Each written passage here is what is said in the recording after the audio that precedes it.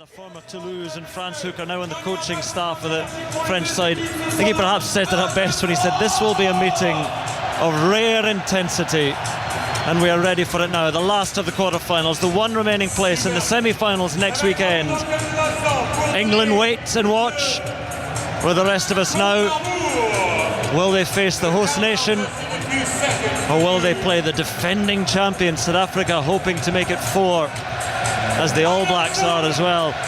France against South Africa, giants of the game coming together. The referee from New Zealand, Ben O'Keefe, and the countdown is nearly over, and we are ready for this quarter-final at the Stade de France between France and South Africa. And it will be South Africa who will get us underway.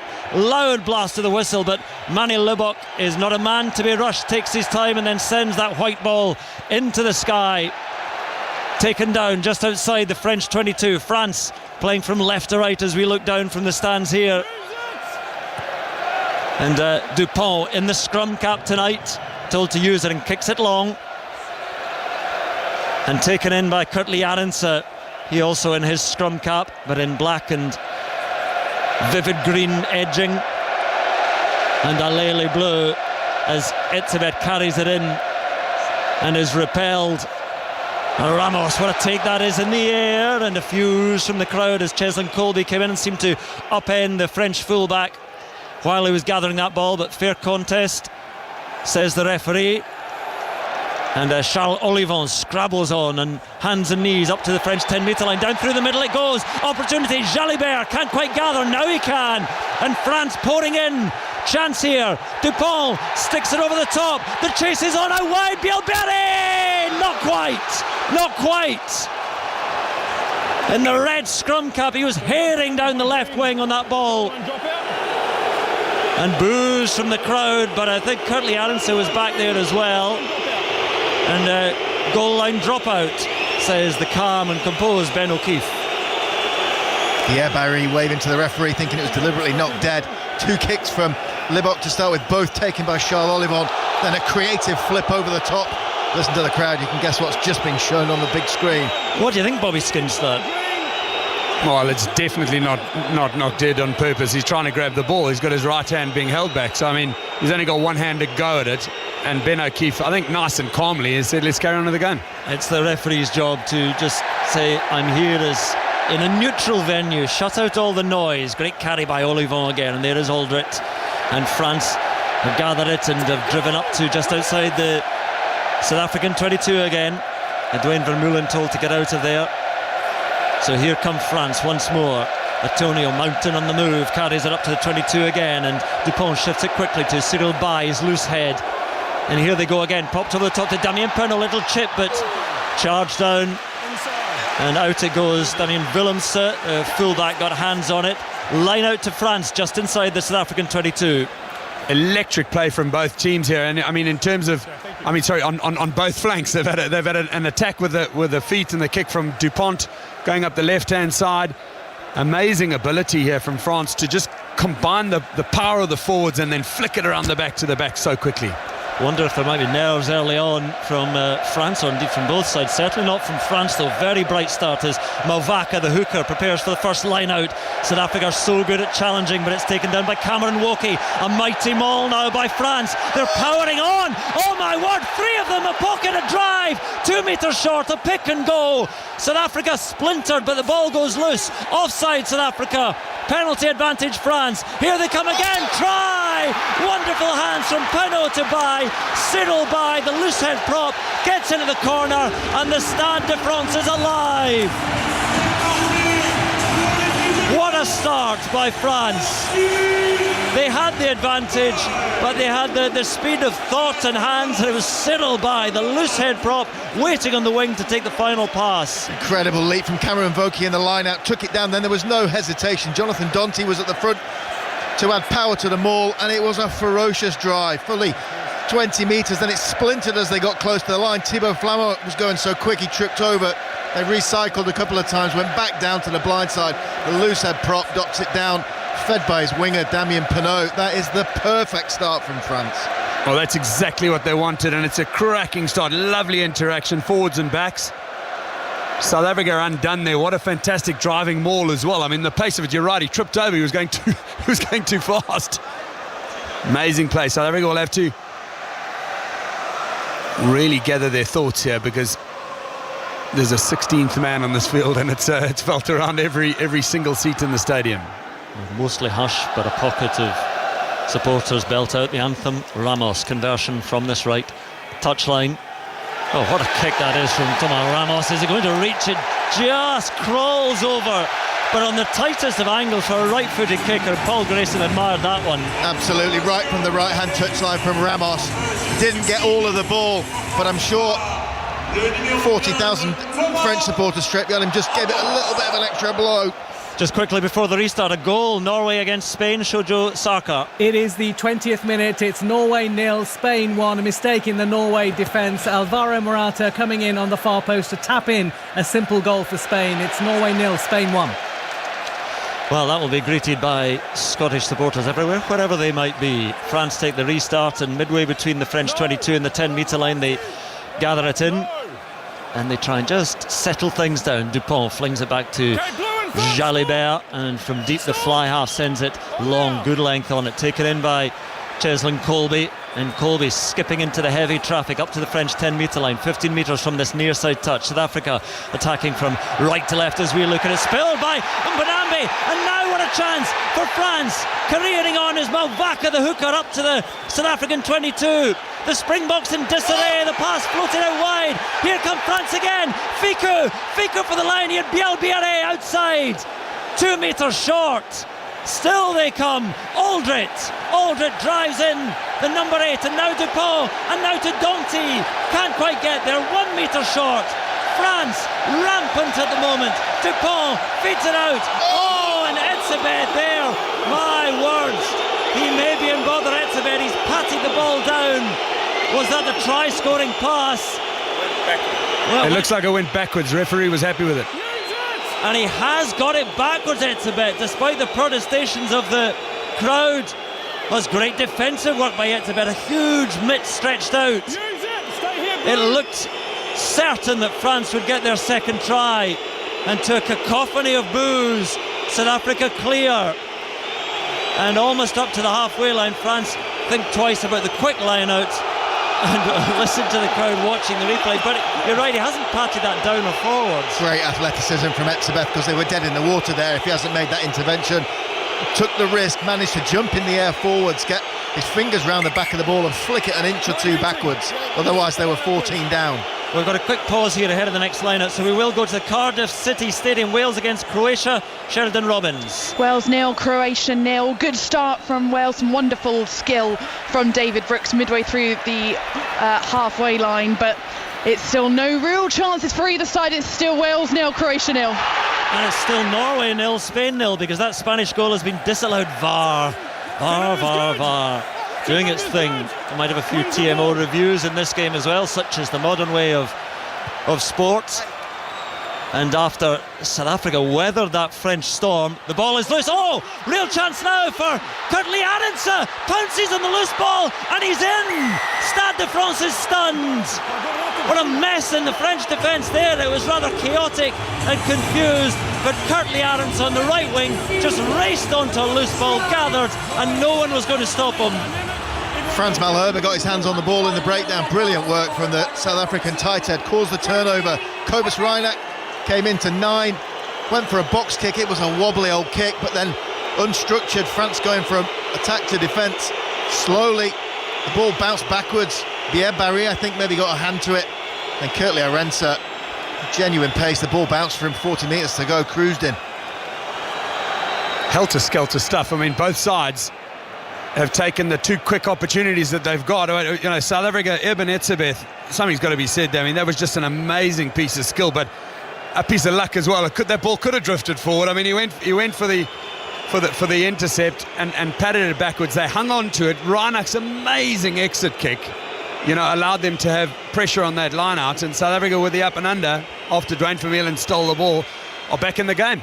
No one does aggrieved, like a French crowd, when they feel that something has gone against them, and they feel that Etzebeth should have been penalised. But if you look at the replays, as we did, it went backwards. It was great defensive work, and then suddenly the try from Kurtley Arendse, and now to Manny Libbok, just puffing out those cheeks once and twice and 3 times. A very similar kick to that which Ramos knocked over. Kurtley Arendse looks to have brought this round enough. Beautiful kick by Manny Libbok. Well, don't doubt his kicking. Maybe he's better with the more difficult ones, because that was tough from the far side there for his right foot. But it's 7 points apiece. What a start to this game. Yeah, that almost feels like a 14-point swing, Bobby, with Eben Etzebeth. If he gets it wrong, it's like a penalty try and a yellow card for him.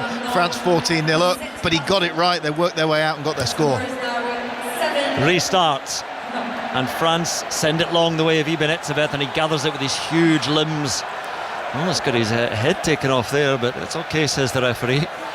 All's fair in this match. Franco Mostert now, he's quite often the unsung man in the second row, but he's so reliable, and he gets it back, and a good clearing kick for South Africa. Good exit, takes play almost up to halfway. Yeah, the one thing that hasn't come up in the conversations we've had so far this evening is that, you know, there is a Handré Pollard versus Manny Libbok kicking debate, but out of hand, Libbok is an amazing, you know, the exit kicks that you know are so important, Grace. You saw that there. He almost didn't catch the ball, just cushioned it on his hands, pushed it down towards his foot and leathered it to the halfway line. Great skills. Beato Malvaca, the French hooker, having to just resort to hand gestures to make his instructions clear, and a shortened line out taken down beautifully by Olivon, so often the go-to man, the former captain at the line out.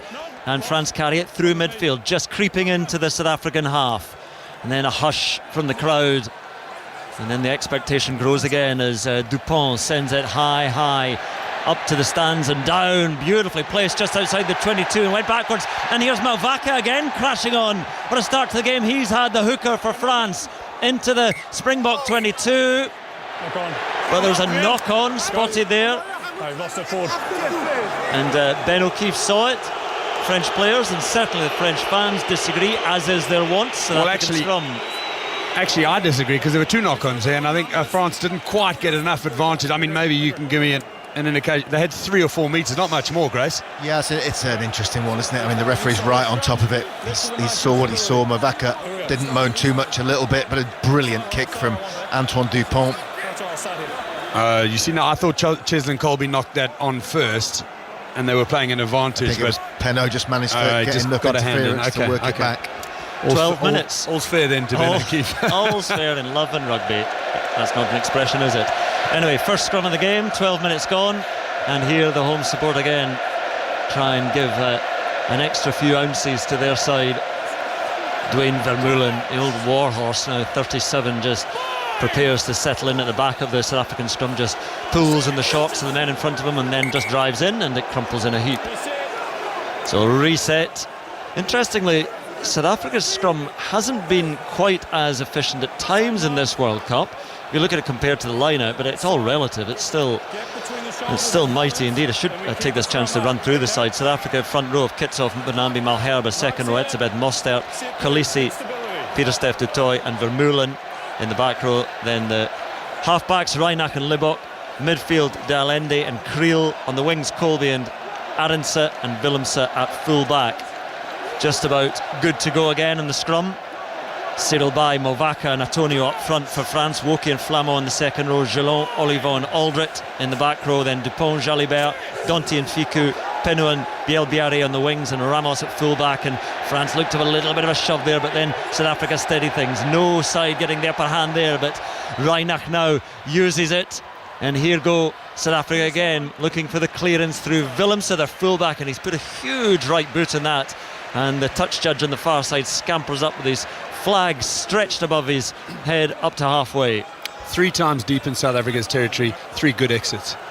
It makes a massive difference in a game like that. If that had been a skewed kick, you know, going off in the 22 area, they've got an attacking line out. They've got to build play again. They've got to go through 5-6 phases to make sure that they're on the front foot for attack. So South Africa's sticking to the plan.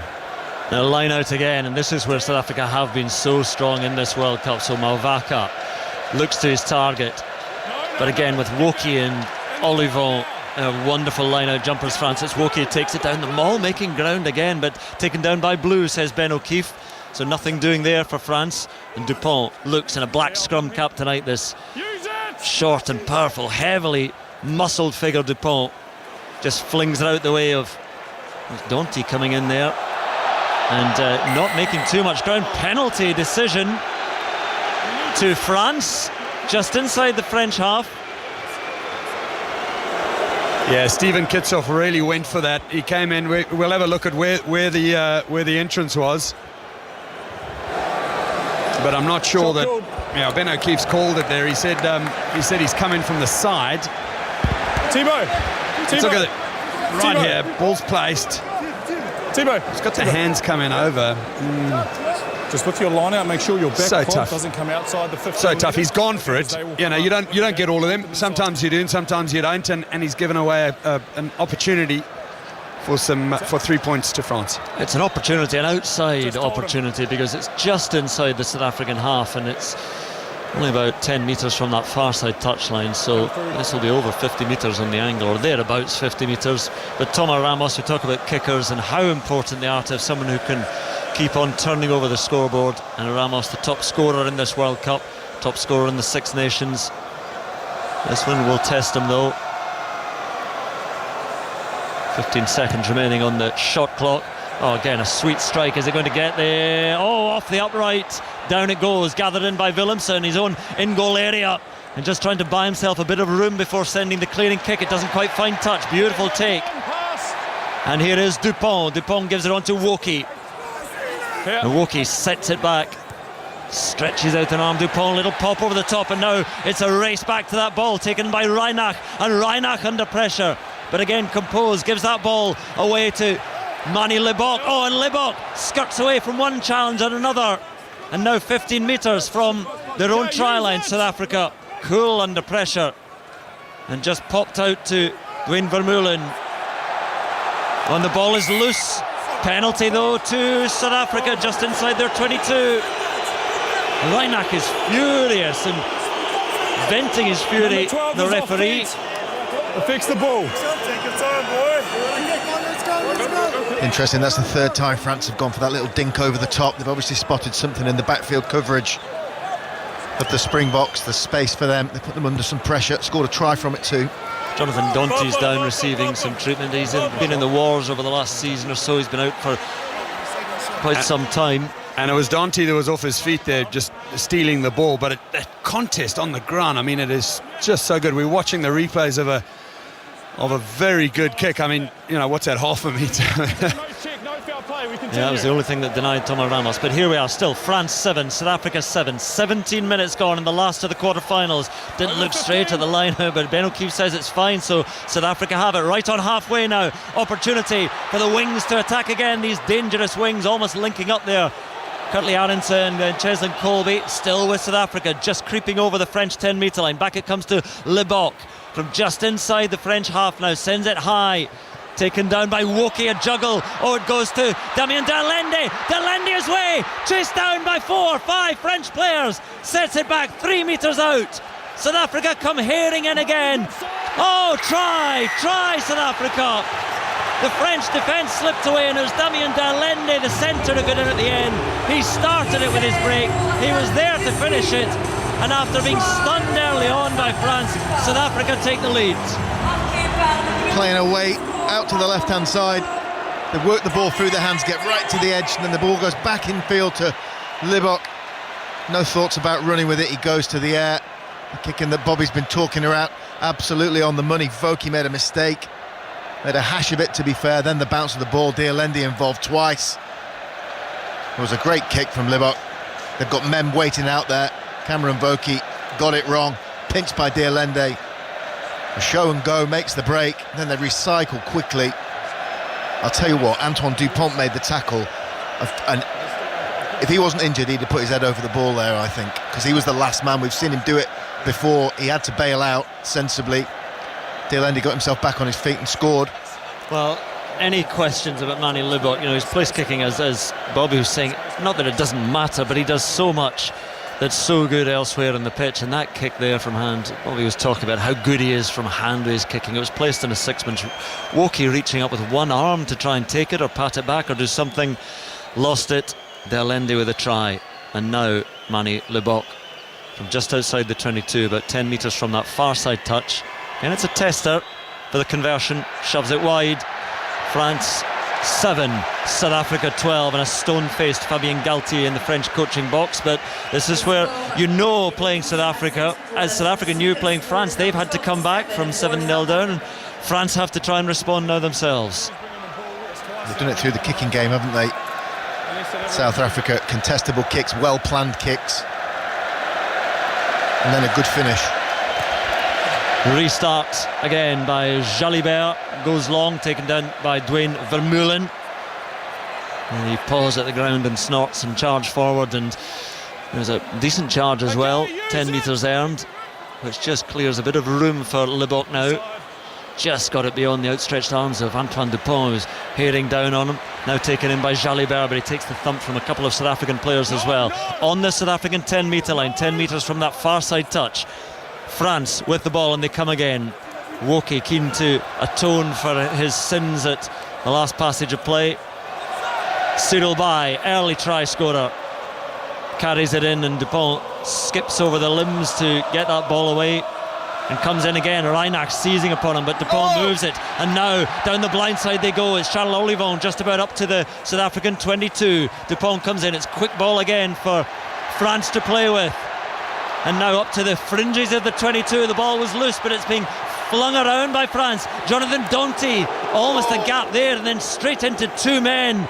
That would have hurt, and now France move it wide again, giving out to Damien Penaud, trying to make space from nothing. Antoine Dupont has it now inside the South African 22, taken on by Thomas Ramos, the fullback, up to within 9 metres. Here comes France again, and here comes the noise in the stadium, willing them on. Oh, it's been seized. Khaleesi is in there, and the two captains, Khaleesi and Dupont, wrestling over the ball. It's still there just with France. Malvaka, the hooker, picks and goes, but goes no further. Down before he can get any metres gained. Alele Bleu, cry the crowd again, but South Africa get hands over it. Penalty to France. Quickly taken by Dupont. Dupont gives it out. Malvaka for the try. Try for France in the corner. Oh, what a start to this game. 2 tries apiece, with Cyril Bay scoring in that corner, and now another forward, Beato Malvaka, the hooker. What a game he's had so far. He gets in, a conversion to take the lead, and this game is living up to all billing. Extraordinary output from France when they get on the front foot. The momentum in the carries and the strength. I think they're clearing the ruck so well that almost South Africa are getting caught going back after a ball that's already gone. But don't take your eyes off Antoine Dupont for 1 minute. Carries the ball, runs at Khaleesi, commits him, hits his hooker, scores in the corner. Yeah, just brilliant play from Dupont. He took it quickly. He was decisive.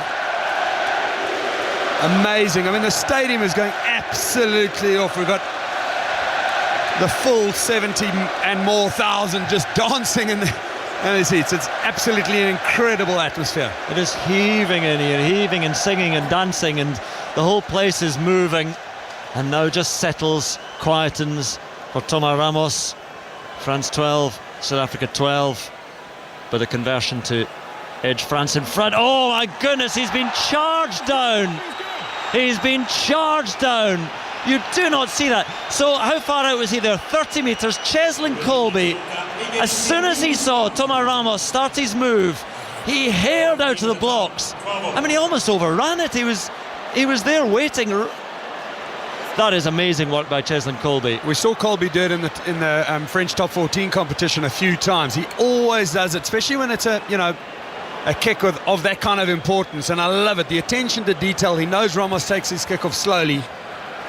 Yeah, he did. He just eased into that kick, Thomas Ramos, and Cheslin Colby knew that, chased it down. We'll be getting an update from Cardiff City Stadium. Wales against Croatia in just a moment. The next breakdown in play, but France have it, and Dupont just teasing it back again past the outstretched legs. Told to use it, he's taken far more than 5 seconds here, Dupont. Could easily have been penalised for that.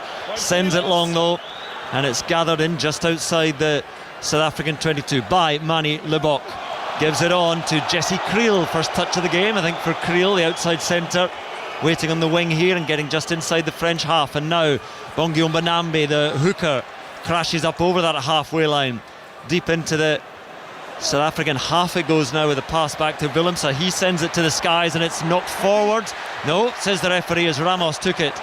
And Ramos now can wheel and send it over the top again, and the chase is on from Biel Biaré. The kick just going a little bit too far and giving him Willemse time to clear, and he sends it into touch on the far side, and France aren't going to take the quick throw this time. And we will get that update from the Cardiff City Stadium. Wales against Croatia. Sheridan Robbins. It is still Wales 0, Croatia 0, but Croatia have Livakovic in goal to thank for the fact that it is still goalless. One save from Harry Wilson's free kick and another fingertip save from Nico Williams. It's still Wales 0, Croatia 0. Thank you, Sheridan. Howls of anguish and frustration from the crowd, and seeing a replay of a pass to Jesse Creel, which they thought went forward, or were they seeing something else? They were seeing a bit of Creel led in with his elbow a little bit into Dupont. There we are. Line out is a bit of a mess, but France have it. Olivon gets it to ground on the South African 10-metre line, 15 metres from that far side touch. Cyril Bay just rumbles forward the loose head prop and then rolls, and then it's set back for Dupont again, and Dupont and Aldrit link up, the great friends and teammates, the number 8 and the number 9, and there's Uini Antonio, all 23 stone of him, making a bit of a dent, but then loose pass and good pressure from South Africa, and Peter Steph du Toit gives it on. There's Jesse Creel stabbing it on. Cheslin Colby is up with the kick and nobody will get him. Colby frees his legs, gallops in, try South Africa. Brilliant try. 5 tries in this game already, 25 minutes gone. South Africa move back in front. React and adapt, we said in the build-up. The reaction to that turnover there in midfield. Swift, clinical. Tagged, Dupont was tagged by Etsebeff trying to clear from the ruck. And they won the ball on the bottom. My only question was whether Colby was in front when the kick went through from Creel. Bang on the halfway line. I don't think there's going to be a check. Well, we're looking down. They showed us the high overhead shot as you look down. He did look to be marginally in front, but it was so well executed, Bobby. Yeah, I've got to say, I mean, we said helter skelter. I don't know what else to say. 5 tries. It's just extraordinary rugby back and forth. And hats off. France playing brilliantly. South Africa countering with some amazing counter-attacks as well. And it's a combination of 2 teams. We spoke about this strategy into execution. The execution has been absolutely outstanding. So once again to Manie Libbok. Not having a look at the... I'll restart it, don't worry. Just stop the shot clock, please, thank you. Stopping the shot clock, just for something. Thank you. Okay, restart the shot clock, ready to go please. again. So they're not having a look at that potential It'll be fine, it's restarted. offside of Colby in front of the kicker. It was such a well-worked try. And now Manie Libbok. Someone restart their shot clock, please. 5-point lead for South Africa at the moment, and Libbok is about 8 metres in from this near side touch, just down in front of us. About 28 metres, or maybe 30 metres out. And again, there'll be a few boos, the French crowd getting frustrated here, and Libbok, has he brought this one round enough? It is coming round, and the flags do go up, so it's a 7-point try for South Africa. It's France 12, it's South Africa 19, 28 minutes gone. Lovely touch from Jesse Creel. We know what a confrontational ball carrier is, but there's subtle skill. He got the call from his winger, stuck it on the toe. I thought maybe he'd made a mistake, but obviously the backfield was completely clear. Great stuff from the South African 13. France score, South Africa score, France do so again, South Africa come back and South Africa lead. It is back and forth. France 12, South Africa 19, 28 minutes gone. The last of the quarterfinals in the 2023 Rugby World Cup on 5 Live. And cries of a Lele Blue, but they're just getting a little bit fainter at the moment. 3 tries for South Africa, 2 though for France. Uini Antonio Almost lifted back by Etzebeth again. Such a task, and Damien Pinot has it on the wing and he's chasing down his own kick at the moment. How does it bounce? Oh, Khaleesi can't quite gather it. South Africa in trouble, 5 metres from their own line, and cries of foul from the French replacements down in that corner. Still with South Africa though, they have it, and it's Cheslin Colby who goes into play scrum half because Cobus Reinach is otherwise engaged. And they ask the heavy men to try and drive away from their own try line just a little bit, right down in that corner. And here come the waves of noise from the stands again, rolling down to the pitch as Manny Libok sends a clearing kick, a good clearing kick, but he was so deep inside the in-goal area, not much angle. He's almost got play out of the 22. He did well there, Libok. He obviously equal facility off both feet. That time he stepped onto his left, a superb clearing kick, but it came from another chip over the top. I thought Pinot could have passed inside to Gillon, but he made the right choice. Gillon was running in quicksand and would have gone nowhere. Malvaka, one of France's try scorers, hits his target in Woki at the line out, just outside the South African 22. Danty, my goodness, he piled his way through the defence there. Still with France, just inside the South African 22. Maul is called, and Maul, it moves now for France. They're having some joy with the Maul, but it's picked off the back by Dupont. Little stab through. Colby wins the race ahead of Damien Pinot. Right in the corner though, into touch. It's going to be a 5 metre line out to France. Okay, sit. Bit of old school there, Bobby. They knocked it up with 20 metres in, passed it back to Antonio deliberately to set them all up. Yeah, they set the driving maul in the middle of the field. I mean, anyone just listening into this now, the absolute physical brutality of this game, as well as the deftness and engineering out back, is just extraordinary to watch. South Africa do not challenge the line out, taken by Woki, given on to Malvaka. A little loop around by the hooker, brought down 3 metres out. France come in, and it's fed out wide again, driving to the line, just short. Yes, they cry, but it's held up, says the referee. It's still there, just short. France still have a try. Oh, what a game. 3 tries apiece, the drive over, and the man coming up is Sudal Bai. The loose head gets his second. France have their third. South Africa now cry foul, and Khaleesi has it explained to him by Ben O'Keefe. What a game, what a game. 5 metre line out for all money. You think France are going to drive the maul and try and get over. They've been so powerful in that aspect. They dummied it this time, and they went to Movaka on the back peel. Huge dummy from the hooker, almost made the bust. Then Danty comes flat. The leg drive of his teammates to get behind him didn't quite manage to get over the line, and Cyril Bai recycled. Lucet Prop is on for a hat-trick. Yeah, he is an outstanding player, Cyril Bai, and this is an outstanding game. I know we're eulogising about it, but sometimes when you give a game the big billing and you expect so much, it can flatter to deceive and disappoint a little bit. But here, none of that. And the French players, all except Thomas Ramos, who is busy with his preparation for his conversion, and they're gathered in a circle inside their own half, and Colby is ready to sprint off his line again and charge this down, but he won't have time to get there. This time Ramos just easily slots it through. 19 points apiece in this quarter-final at the Stade de France. And in the build-up and wondering how the game was going to go and whether teams would shrink with the enormity of the occasion and the pressure. This is a boxing match. They're standing in the middle of the ring, just trading blows one after the other. Just quickly to Cardiff City Stadium, half-time Wales, Croatia, Sheridan Robbins. It is 0-0, and a draw wouldn't be enough for Wales, but they've certainly had the better of this first half, with Croatia's goalkeeper being the busier. The Red Army still believe, with David Brooks continually finding Nico Williams in space. Can they get the goal in the second half? Half-time, it's Wales 0, Croatia 0. Sheridan updates throughout and this match here, of that match there, and Norway against Spain, with Scotland poised to qualify if Spain can take something from that game. Norway have to win in Oslo. And great work by Cheslin Colby. Oh, he's folded back there. That looked awkward as the winger took it in just inside the South African half, but all is fair, says the referee. South Africa still with it. Libok sends it high. It's gone up to the top tier of this huge stadium. Down it comes. Oh, what a take by Peter Steph du Toit. The giant blonde flanker just reached up both arms and plucked it out of the air. And now South Africa up over the French 10-metre line. France claim that they have it. The ball is loose. Oh, and Manny Libok, can he gather? Not quite. Knocks it on.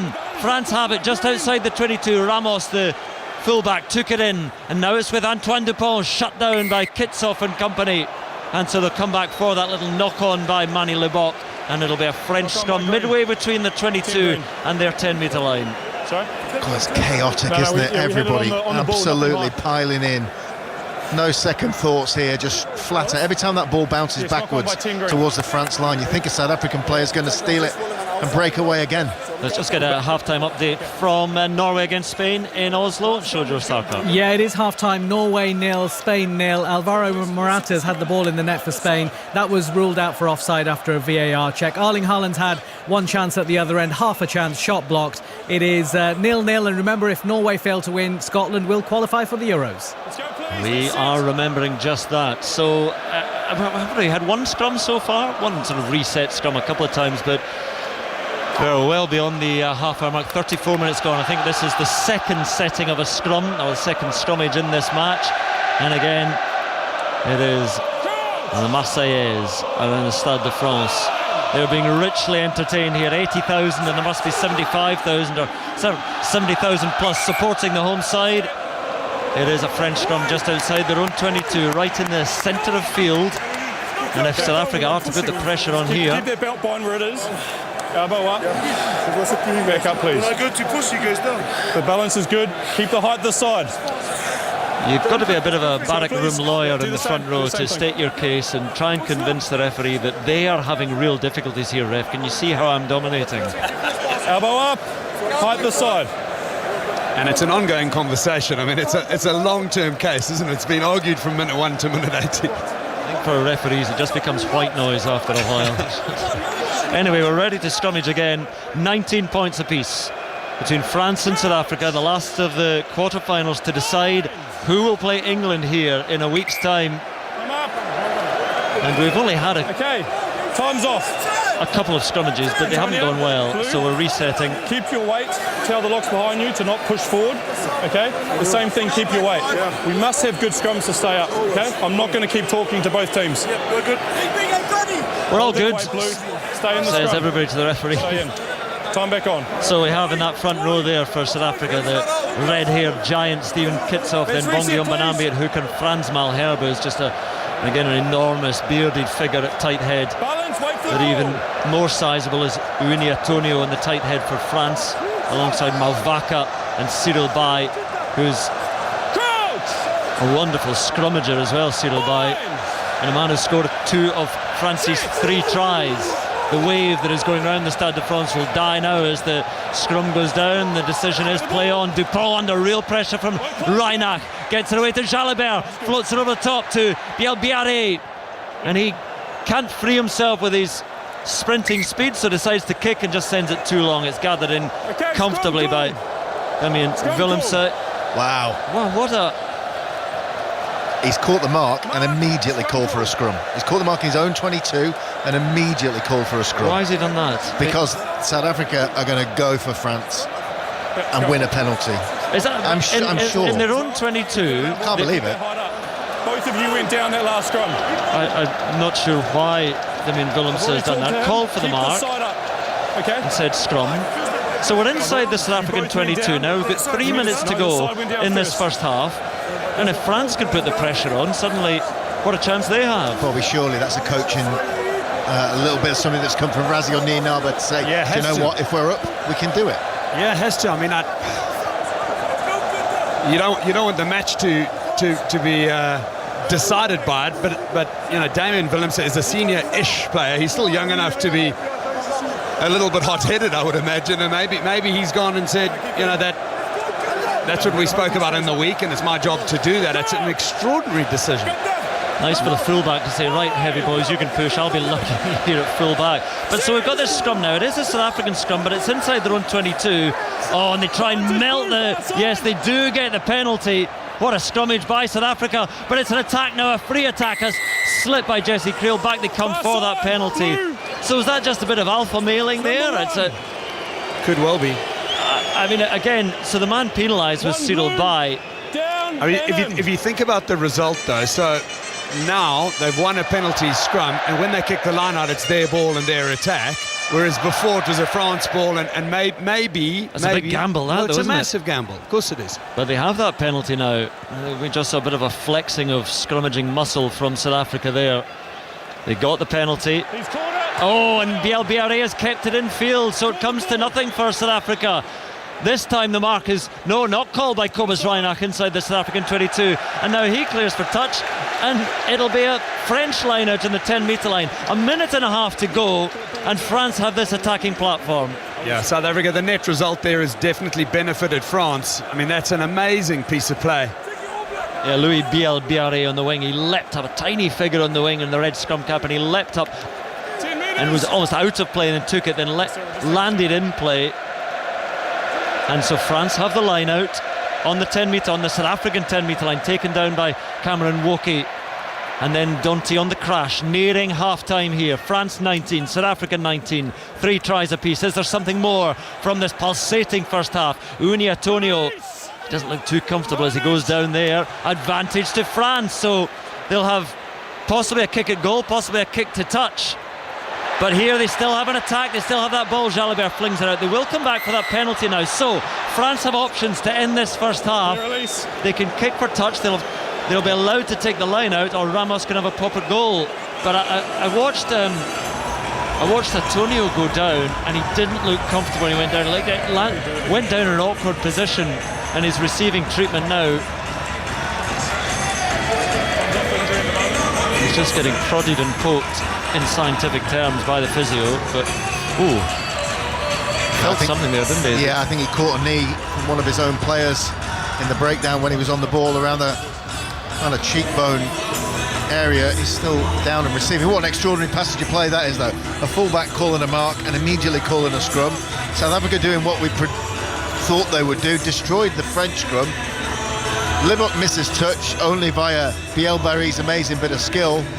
There's a bit more to and fro, and then suddenly France have got a penalty. Yeah, it's had a bit of everything this match, and the conversion charge down by Colby, it's 19 points apiece. I wonder if that might be a deciding factor later in the game.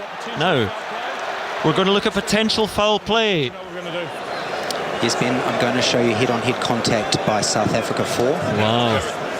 Eben Etzebeth is the man singled out for potential head-on-head contact by the TMO, Brendan Pickerel. Here comes your first angle, Ben. So we're watching it again, and it's Etzebeth, and that's why Antonio went down feeling his head, because Etzebeth's giant bounce has hit him, and we'll let the TMO and the referee have the discussion, then we'll have our say. Yeah, so he needs to be right, it's head on head. So I've got foul play that reaches yellow card threshold. It's 4. Okay? What's that? Yeah. Okay, so BP, we have foul play reaches yellow card threshold. We've got direct contact to the head. The player needs to be lower. Do you agree with that? Yeah, that is correct, Ben. Clear head-on-head contact. So Etzebeth's going to get a yellow here. When you're ready. Yeah, coming back to you now. See ya, number 4. He's burst open his own nose as well, Etzebeth, I think. Yes. One, away please. So we've got direct head-on-head contact. It is foul play, you need to be lower. So it's a yellow card, it's foul play and a review. So it's foul play and a review. The arms are crossed of Ben O'Keefe, so it could be upgraded to red. It might stay yellow. Eben Etzebeth has a hug with Uini Antonio. Didn't intend anything, needs to be lower. Hard when you're 6'8", but 45. Etzebeth, it was made clear to him there. Off he goes. And it's the balance of control. Etzebeth was travelling at pace. He did drop his height. He's a very tall man. He did drop his height, but Antonio's got great feet. Stepped off his left, and that's what I think caught Etzebeth out. That's what Khaleesi was saying to the referee. He was saying change of direction there, even from Antonio, who is, despite 23 stone, he's a great mover. And I think if you look at the incident, it's more of a glancing blow on the head and then straight onto the shoulder. He's not gone in there to try and hurt him. You worry that mitigation would be enough. So all that to be decided in the second half, but here, last kick, last touch of this first half, right as the clock ticks to 40 minutes. Thomas Ramos steps forward, through it goes, and France will lead at the break. What a half of rugby in this last quarter-final here in the Stade de France.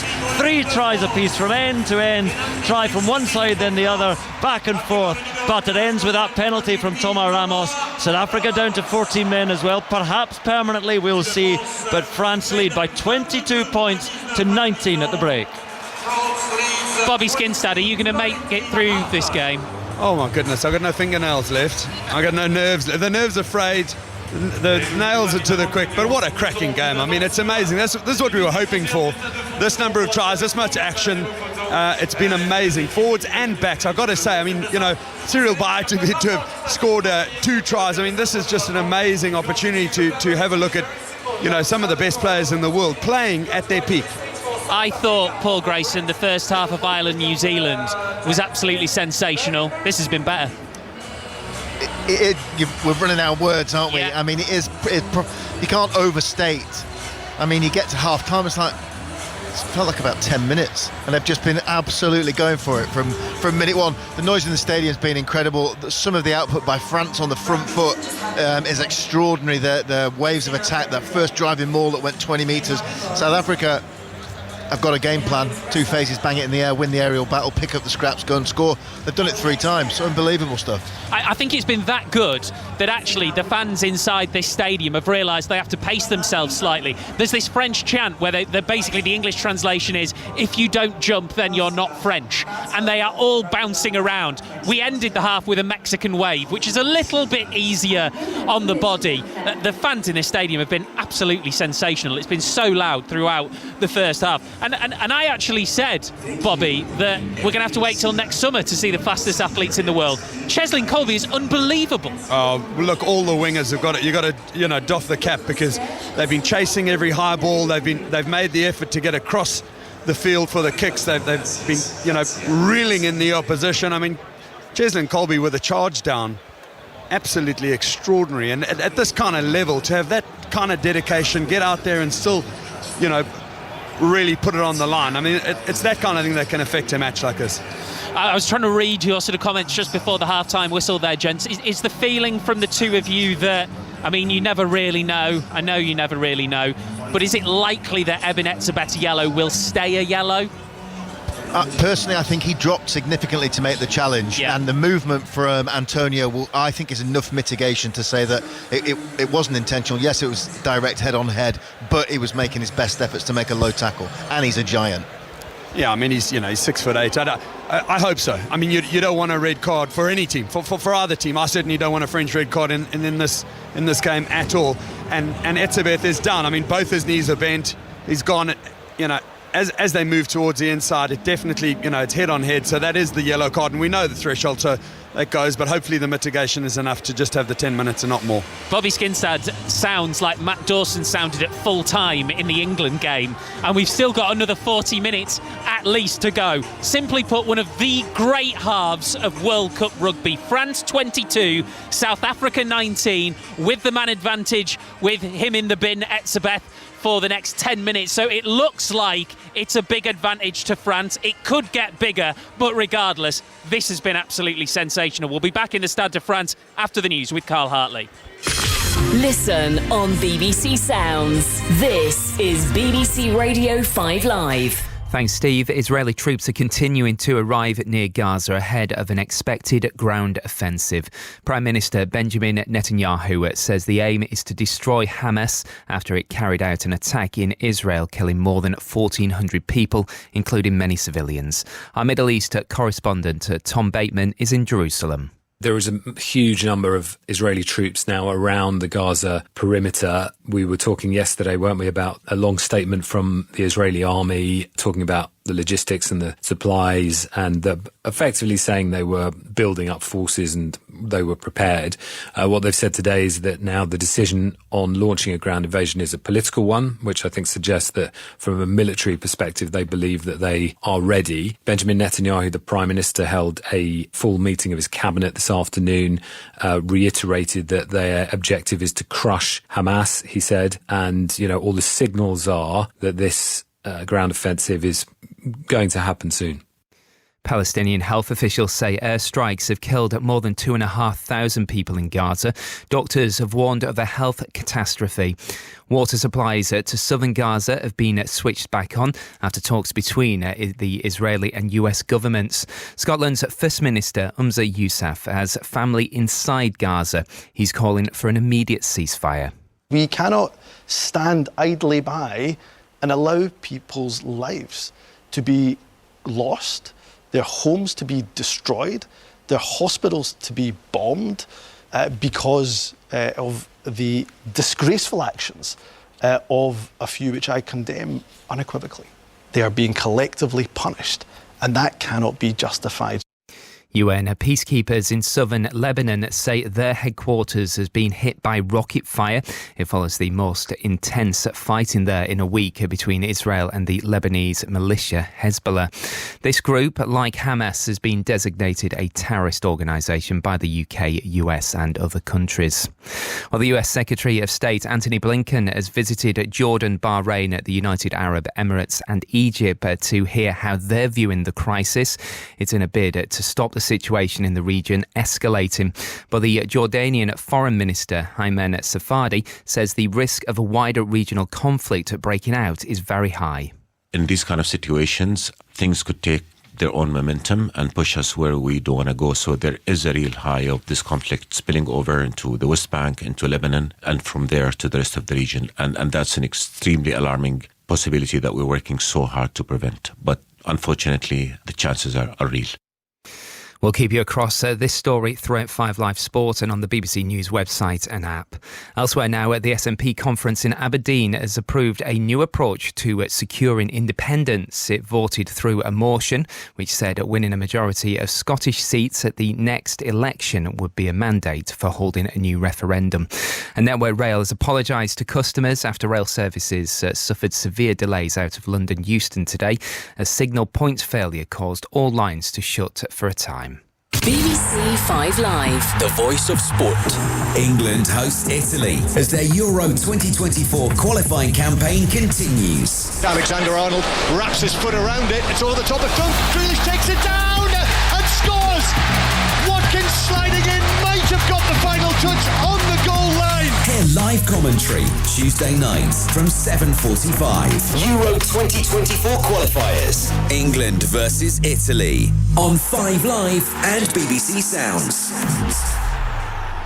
Every game live. Rugby World Cup 2023 on 5 Live, Radio 5 Sports Extra and the BBC Sport website with Steve Crossman. It has been an absolutely extraordinary first half here inside the Stade de France. It's France 22, South Africa 19 in the last of the Rugby World Cup quarter-finals. It's nerve-shredding for everybody here. World Cup winner Bobby Skinstad has just nipped off just to have a little word with himself and take a few deep breaths.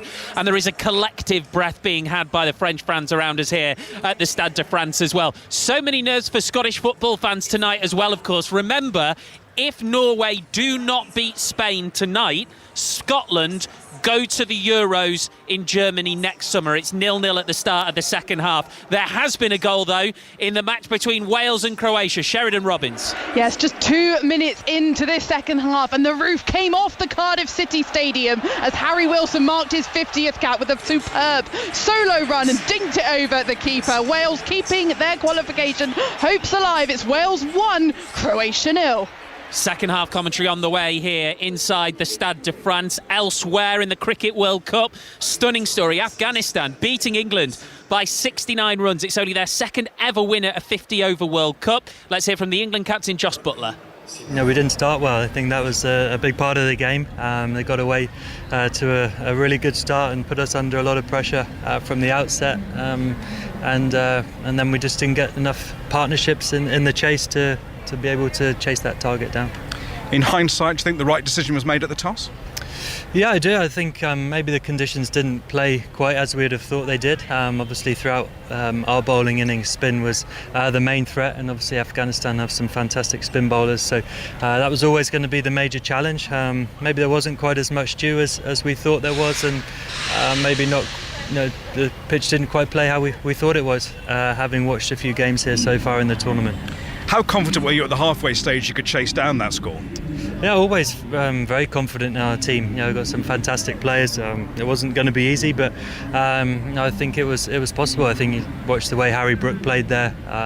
Showed good timing on the wicket. Obviously, it's a small ground, a fast outfield. There's a lot of value for your shots as well, and we just never got the partnerships required to chase the target down.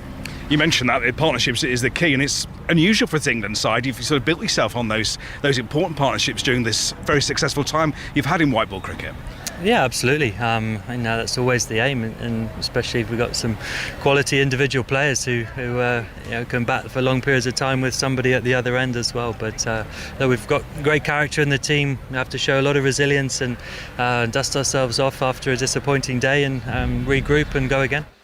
That's just Joss Butler with Adam Mountford in the WSL this afternoon. Arsenal got their first win of the season at the Emirates against Aston Villa. They were 1-0 down in the closing stages but scored twice and won 2-1. Elsewhere, Manchester City went top with a 5-0 win over Bristol City, who were bottom. Leicester is second after drawing 1-1 at Manchester United. Everton won the Merseyside derby at Anfield by 1-0, and it finished Brighton 1, Tottenham 3. One other football line to bring you as well. Rangers have appointed the former Monaco coach Philippe Clement as their new boss following the sacking of Michael Beale last week. More reaction from that game and the rest of the weekend's WSL in the Football Daily podcast with Ben Haynes, Nader Manua, former Lioness striker Jodie Taylor, and the Athletics' Katie Wyatt. That'll be on BBC Sounds soon. In Rugby League, London Broncos are back in Super League after beating Toulouse 18-14 in today's Championship playoff final.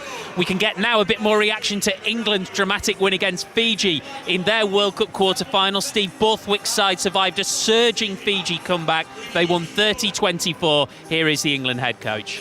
Well, I thought the players handled some of the ebbs and flows of that game really well. I thought the controlled the game for large parts, and there was that period where they scored back-to-back tries. And I think what you're going to do is recognise here what a team Fiji are.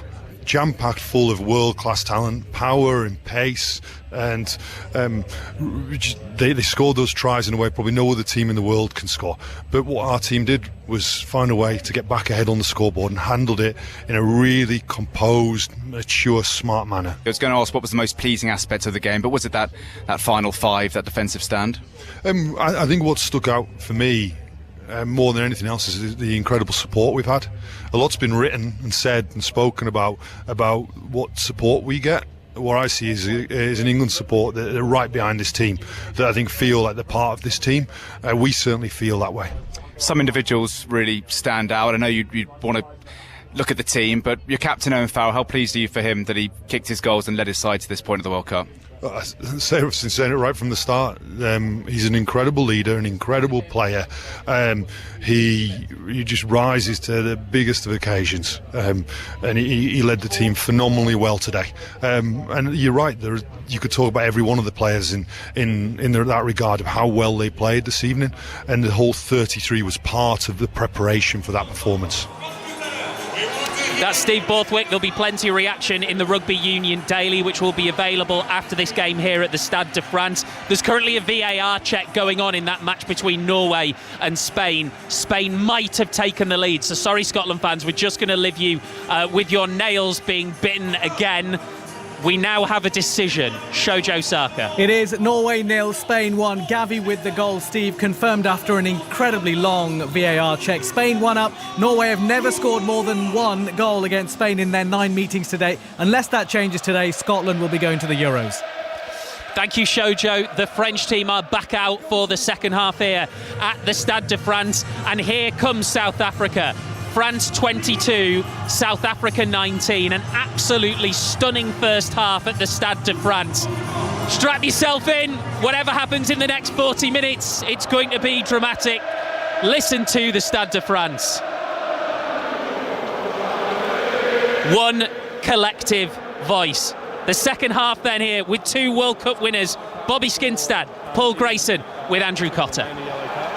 I just heard at the end of that there that Ben O'Keefe, I was just saying it's going to remain a yellow card. And the contact glancing with the head. So it's just a yellow card, so he'll come back on after. So Eben Etzebeth will be back on in about 9 minutes time or thereabouts. I can't remember how long he served before half time. I was just so giddy with excitement at the match. Paul Grayson. Correct decision. Etzebeth, as we said, huge guy, dropped his height. Footwork from Antonio, also a huge guy, factored into it. Right call for me. France need to take the opportunity now against 14 men, however long it is. That's a psychological boost, Bobby Skinstad, for South Africa ahead of the second half. I think they would have expected it to remain a yellow, but it'll give them a bit of a lift, and Khaleesi will have passed on that news now. Yeah, well, you know, we looked at it together here and we feel the right result has come out, and at least it won't affect the game much longer than that. Bobby Skinstad and Paul Grayson alongside me, 2 World Cup winners, and which of these sides will be going through to the semi-final? France leading at the moment, and they get us underway, playing from right to left as we look down in their dark blue shirts and white shorts, red socks, the red, white and blue up against the green and gold of South Africa, and it's France with the ball. Gregory Aldrit carries it in a quiet game for the number 8 by his very busy standards so far. Jalibert tries to stab it through, it's almost charged down. I think Vermeulen was there getting a big shin to it, and South Africa will have the scrum. 8.5 minutes remaining for South Africa on the sin binning of Ibn Etzebeth. France 22, South Africa 19, and we'll be ready for the first scrum of this second half. Well, a little bit of a ball to foot opportunity there for France, and clearly something they'd spoken about, maybe that gap that was being exploited by those little dink kicks that Dupont was using. Maybe they feel that there's just a bit of a fracture, that the fullbacks are either too deep or the wings aren't coming off their line enough. They just certainly want to try and get through and around South Africa. No other changes to the sides at half-time, so for South Africa it's Kitsoff, Mbanambi, Malherbe, Mostert in the second row without Etzebeth, Khaleesi, Dutoy, Vermeulen, and the backs of Reinach, Libbok, Kolbe, De Allende, Kriel, Arendse and Willemse.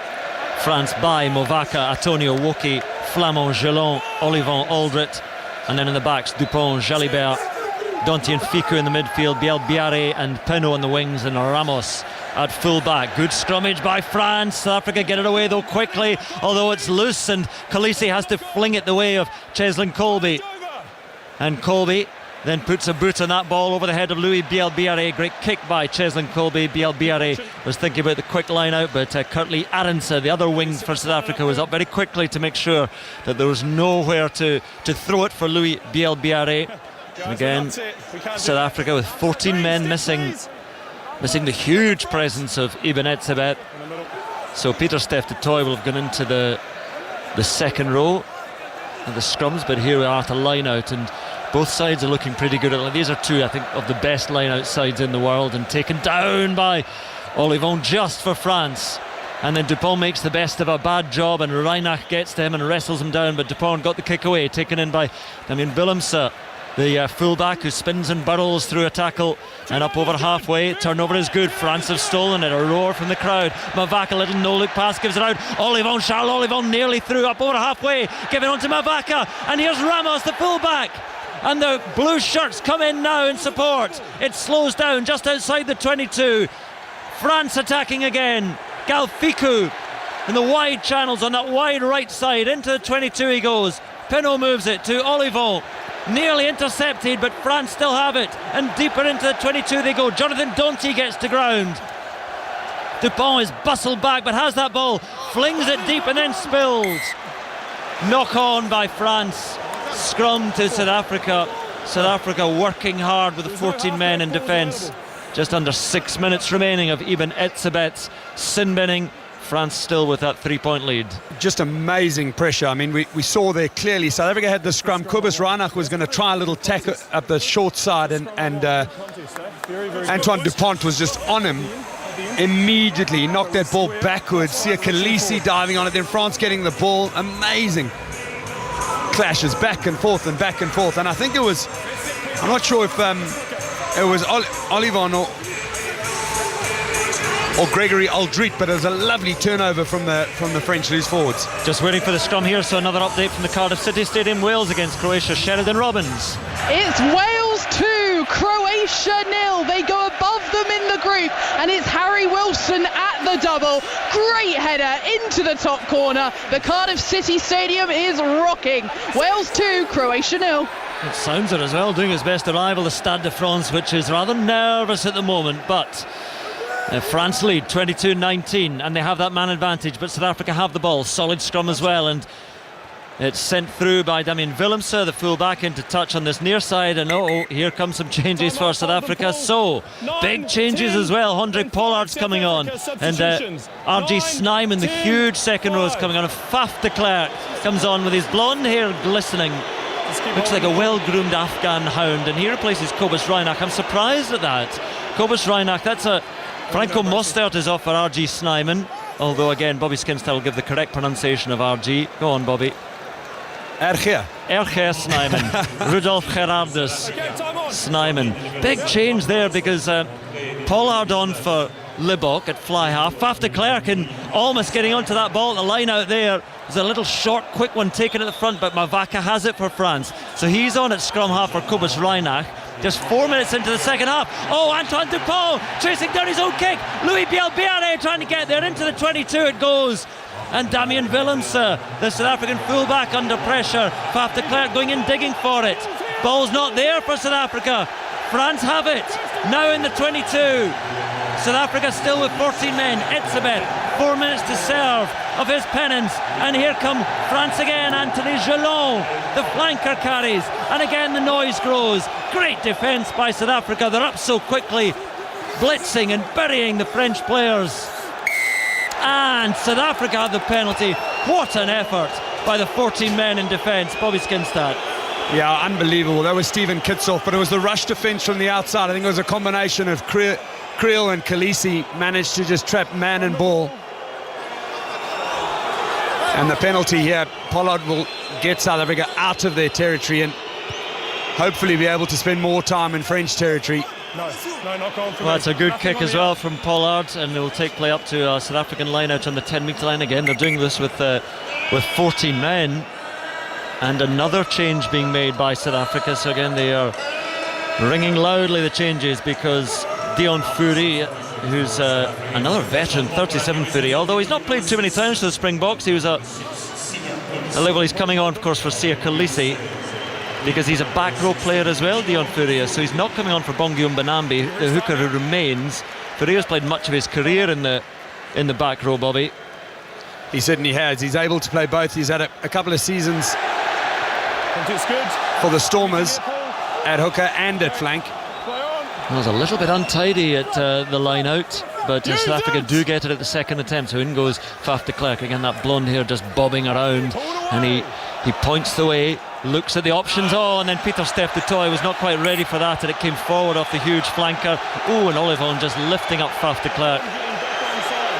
He's smoothing down his hair as he passes by, but don't think there's anything there. He starts in front, but when he touches the ball, he's onside. Okay, so just a scrum. So scrum. Antoine Dupont was suggesting there might have been a penalty, but it was just the knock-on from Pieter-Steph du Toit, and it'll be a scrum to France just inside their own half. Just getting a little bit exercised, the French. One or two decisions that they've disputed with the referee, close calls. They've pretty much got everything right. They don't want to get diverted from their task. 2 minutes remaining on the sin binning of Eben Etzebeth, and a reminder, it is just a sin binning. It remains a yellow, will not be upgraded to red for that head-on-head contact, with Uni Antonio mitigating factors taken into account. So scrummage here, France 22, South Africa 19. On the big screen we see Eben Etzebeth just loosening off those huge legs and getting ready to come back into the fray. De Klerk and Dupont side by side. Dupont under the scrum cap. De Klerk, what a figure he is, standing hands on hips and ready to pounce on Dupont here. Dupont has the ball at the back of the scrum, and De Klerk can't quite get to him, so Dupont moves it out, and Jalabert a shimmy and a give and a go, and Olivon is there, and he tries to find support now, and it arrives from Danty for France. Dupont skips in and moves it out. Ficou gives it on to Louis Bielbiare and on to Thomas Ramos. And France up to the edge of the 22, but the ball is lost forward, and Dion Furia has it for South Africa now. Again, the 14 men of South Africa, pressure coming in on Willemse, gets his kick away, but here come France again, and Jalabert, a lovely glide and a step, and the fly half up over the 10-metre line. A minute remaining of the sin binning of Etzebeth. France 3 points to the good, and France come again, looking to take something from this spell of the sin bin.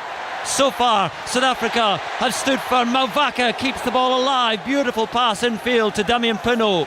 just into the South African 22. It slows for a minute and then Dupont gets it away again. Cyril Bay gives it on to Jalibert. Oh, lovely timing of the pass, and Anthony Gelon careering on into Pieter-Steph du Toit. Went forward, and Frans Malherbe, a rather tired looking tight head, collapses on that ball. And de Klerk just waits, and it's left to Colby to move it out, and the clearing kick is decent. 15 seconds remaining in the sin binning. Pollard shakes his head at that one. He wasn't too pleased. A quick thought on those changes very early, Bobby Skinstad, on all those changes. Yeah, very, very early. I mean, it sounded like, I wouldn't say just, pressing the panic button, but South Africa certainly had some Yellow card comes back on. preconceived changes they were going to make whatever happened. It looked like those, the three players came on, and now Etzebeth is back in. So back to a full complement. And a lovely French welcome back to the field for... Well, Etzebeth comes on, they boo and they jeer, but it was the right decision. I'm just intrigued by those changes. Libbok and Reinach had looked good, but it's obviously maybe just trying to change the way they're playing as much as anything else. Malherbe is getting mopped up at the moment, a little bit of blood on his cheek, and so we're just going to have a water break here. So a reminder, at the moment, last we heard of it, it was Wales 2-0 up on Croatia and moving ahead of Croatia in that group, and Norway are a goal down to Spain in Oslo. And if Spain win that one, in fact if Spain draw that match as well, Scotland will be through to the finals of Euro 2024. Doing it quite early, doing it without lifting a foot this evening. So 22-19, 9 minutes gone in the second half. France in front, 3 tries apiece. The second half is moving in a different manner to the first. Again, it's no less intriguing, but we haven't had the spectacular free scoring game. So France now making changes. So off goes Cyril Bay, rapturous applause. 2 tries for the loose head. He goes off, replaced by Reda Wardi, the La Rochelle prop in the front row. And also, you can see the huge figure, Roman Taufa-Finua, 21 stone, 6'8", into the second row for Thibaut Flamand. So it's Woki who takes it down at the line out as we go again. Etzebeth back on, both sides at full strength, and the maul pauses for a moment and France decide to shift it. Galfiku comes in, good strength from the centre, and Dupont just a little half fumble with it before he gives it out to Gelon. And then it was knocked on by Green, and it was a good strip, and France suddenly have it again. Aldrich bounces off one challenge, Fourier gets him at the second attempt, but France into the 22 again. Dupont and Gelon, the flanker, waits, gathers, drives forward once more, and here come France again. Piato Malvaka, the hooker, getting closer up to within 18 metres of the South African line. It slows, Dupont gives it on to Gelon once again, his childhood friends linking up for France. And Dupont now gives it out to the new man, Reda Wardi, and Wardi makes good ground, and France are creeping forward, muscling on up to within 15 metres. A fumble, a spill, went backwards though. In fact, there's an advantage, penalty advantage to France. No, just a knock forward advantage. All calm. Scrum though to France, 15 metres out, and this is, well, if South Africa are to remain in this game, you feel this next passage of play is so important. France subs. And more replacements coming on. 1:15. 3 more South African replacements. I'm just seeing if they get anyone left, because on comes Kwagga Smith, the combative back row player. Also coming on is Billy Leroux, and then the absolutely square figure of Oxenche is going to come on at prop. So I'm saying who else is there? No, I think that's everybody. Is there? No, Vincent Koch, he's not out there, is he? Is he remaining alone? Yeah, not yet. So he's waiting, and another change I think being made as well for France. Francois Cros is getting ready to come on as well in the back row. So we're meeting change with change here. This is where the entire, not the structure changes, but things really do change when all the replacements come on. So who is the deeper squad? Who is the better bench? Well, that's the thing. South Africa have spent 2.5 years working on what they've been calling the bomb squad from the outside in, and this is the chance for them to come on and make the difference that they need to make. It's a 3-point deficit, and France look in real control here. They've got a good bit of possession in the middle of the 22. So Anthony Gelon is off for Francois Cros coming on, and a handshake from Anthony Gelon to Dwayne Vermeulen, who's been replaced effectively by Kwacha Smith.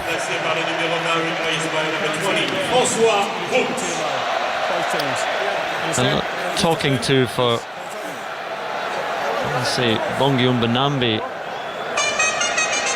is having the chat with the referee alongside Antoine Dupont. So we're ready to go again. 10 minutes gone, 11 minutes near enough in this second half. France 22, South Africa 19. 3 tries apiece in the first half. The second half, as you might imagine, getting closer to the finish line with all the jeopardy in this stage of the contest and the competition. You can imagine it's going to get more nervous and more tense. It's a different match. Scrum to France, big blindside.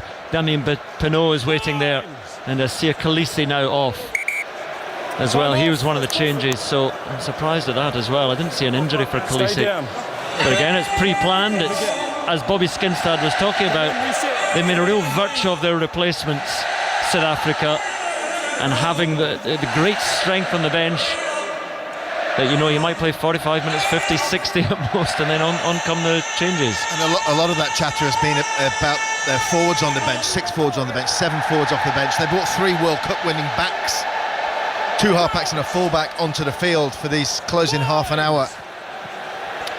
Well, I had a little bit of Freddie Mercury at the Stade de France there, just getting the crowd going as they wait for a reset scrum, but now they do set. France on advantage to France, penalty advantage from that scrum.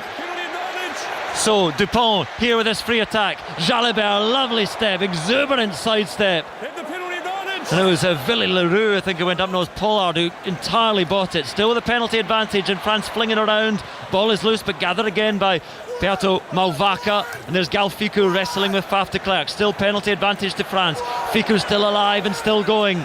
Evades another tackle and brought down eventually outside the 22. So they're coming back for the penalty. Hinging, says the referee, at that scrum. And so this will surely be a popped goal.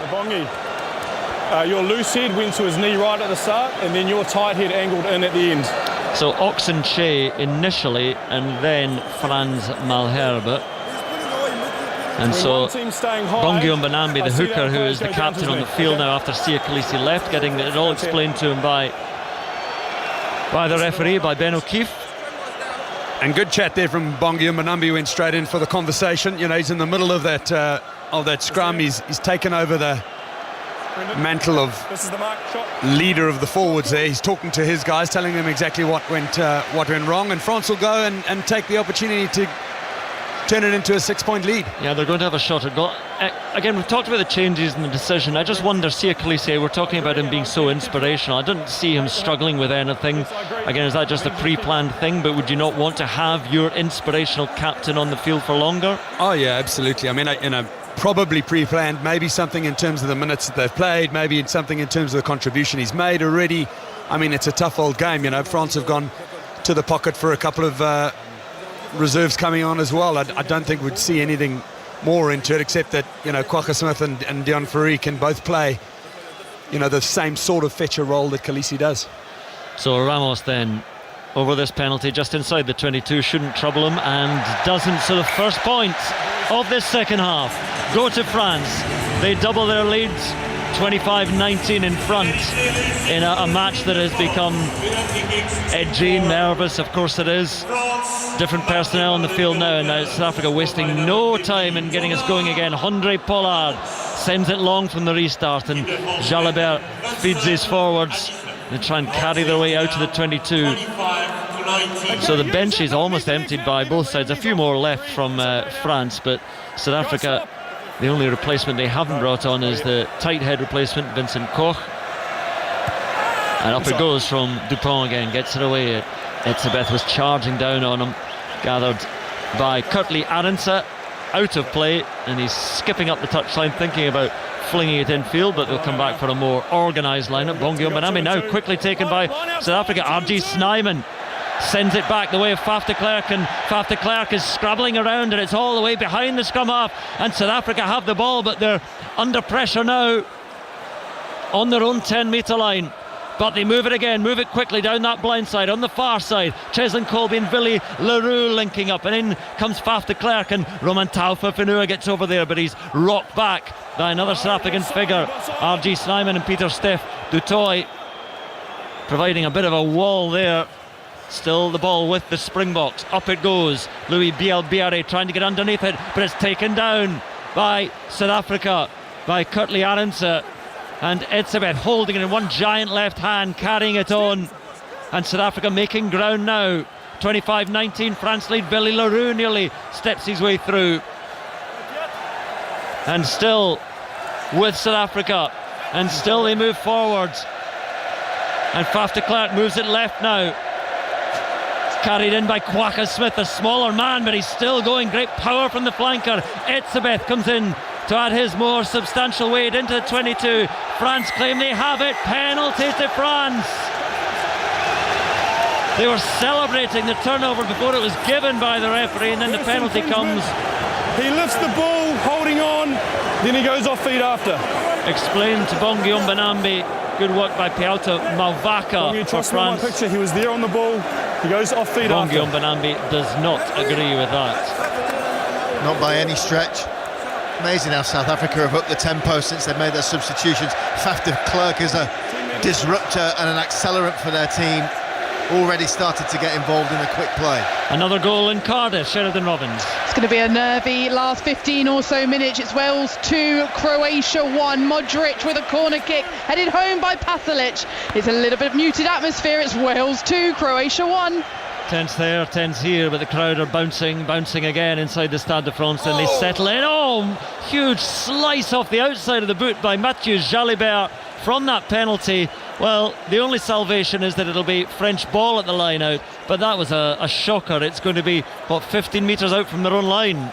Wow, he's kicked the ball maybe backwards 1 or 2 metres, probably looking to, from the middle of the pitch, get over the 10-metre line, give his forwards some relief. That is a flat-out shank. And now real pressure put on the line-out, but taken down by Cameron Woki, and France try and run it away from their own try line. Aldrit under pressure, he's chopped down around the knees, sets it back well though. And in come France, still deep inside their own 22. They lead 25 points to 19. 17 minutes gone in the second half. Antoine Dupont, again the little figure, the inspiration in that black scrum cap, sends it long, but it goes the way of Cheslin Colby, and Colby, oh what a run by Cheslin Colby, he's still going, then he's shut down, the blue shirts swarm around him, but he's back into the 22. Oh, quick hands, taken on by Kwaka Smith, a mighty fend and swatting aside Damien Penaud. Here comes South Africa again. Bongi Umbanambi crashes forwards. France suggests that he might have lost it forwards, and in fact he did. Scrum to France, 15 metres from their own line.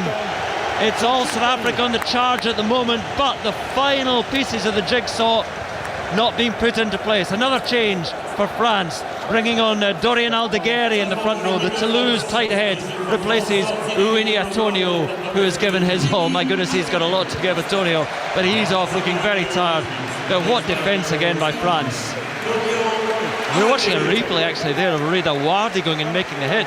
I'm not sure many arms were involved in that tackle, Bobby Skinstad. Okay, we're going to restart.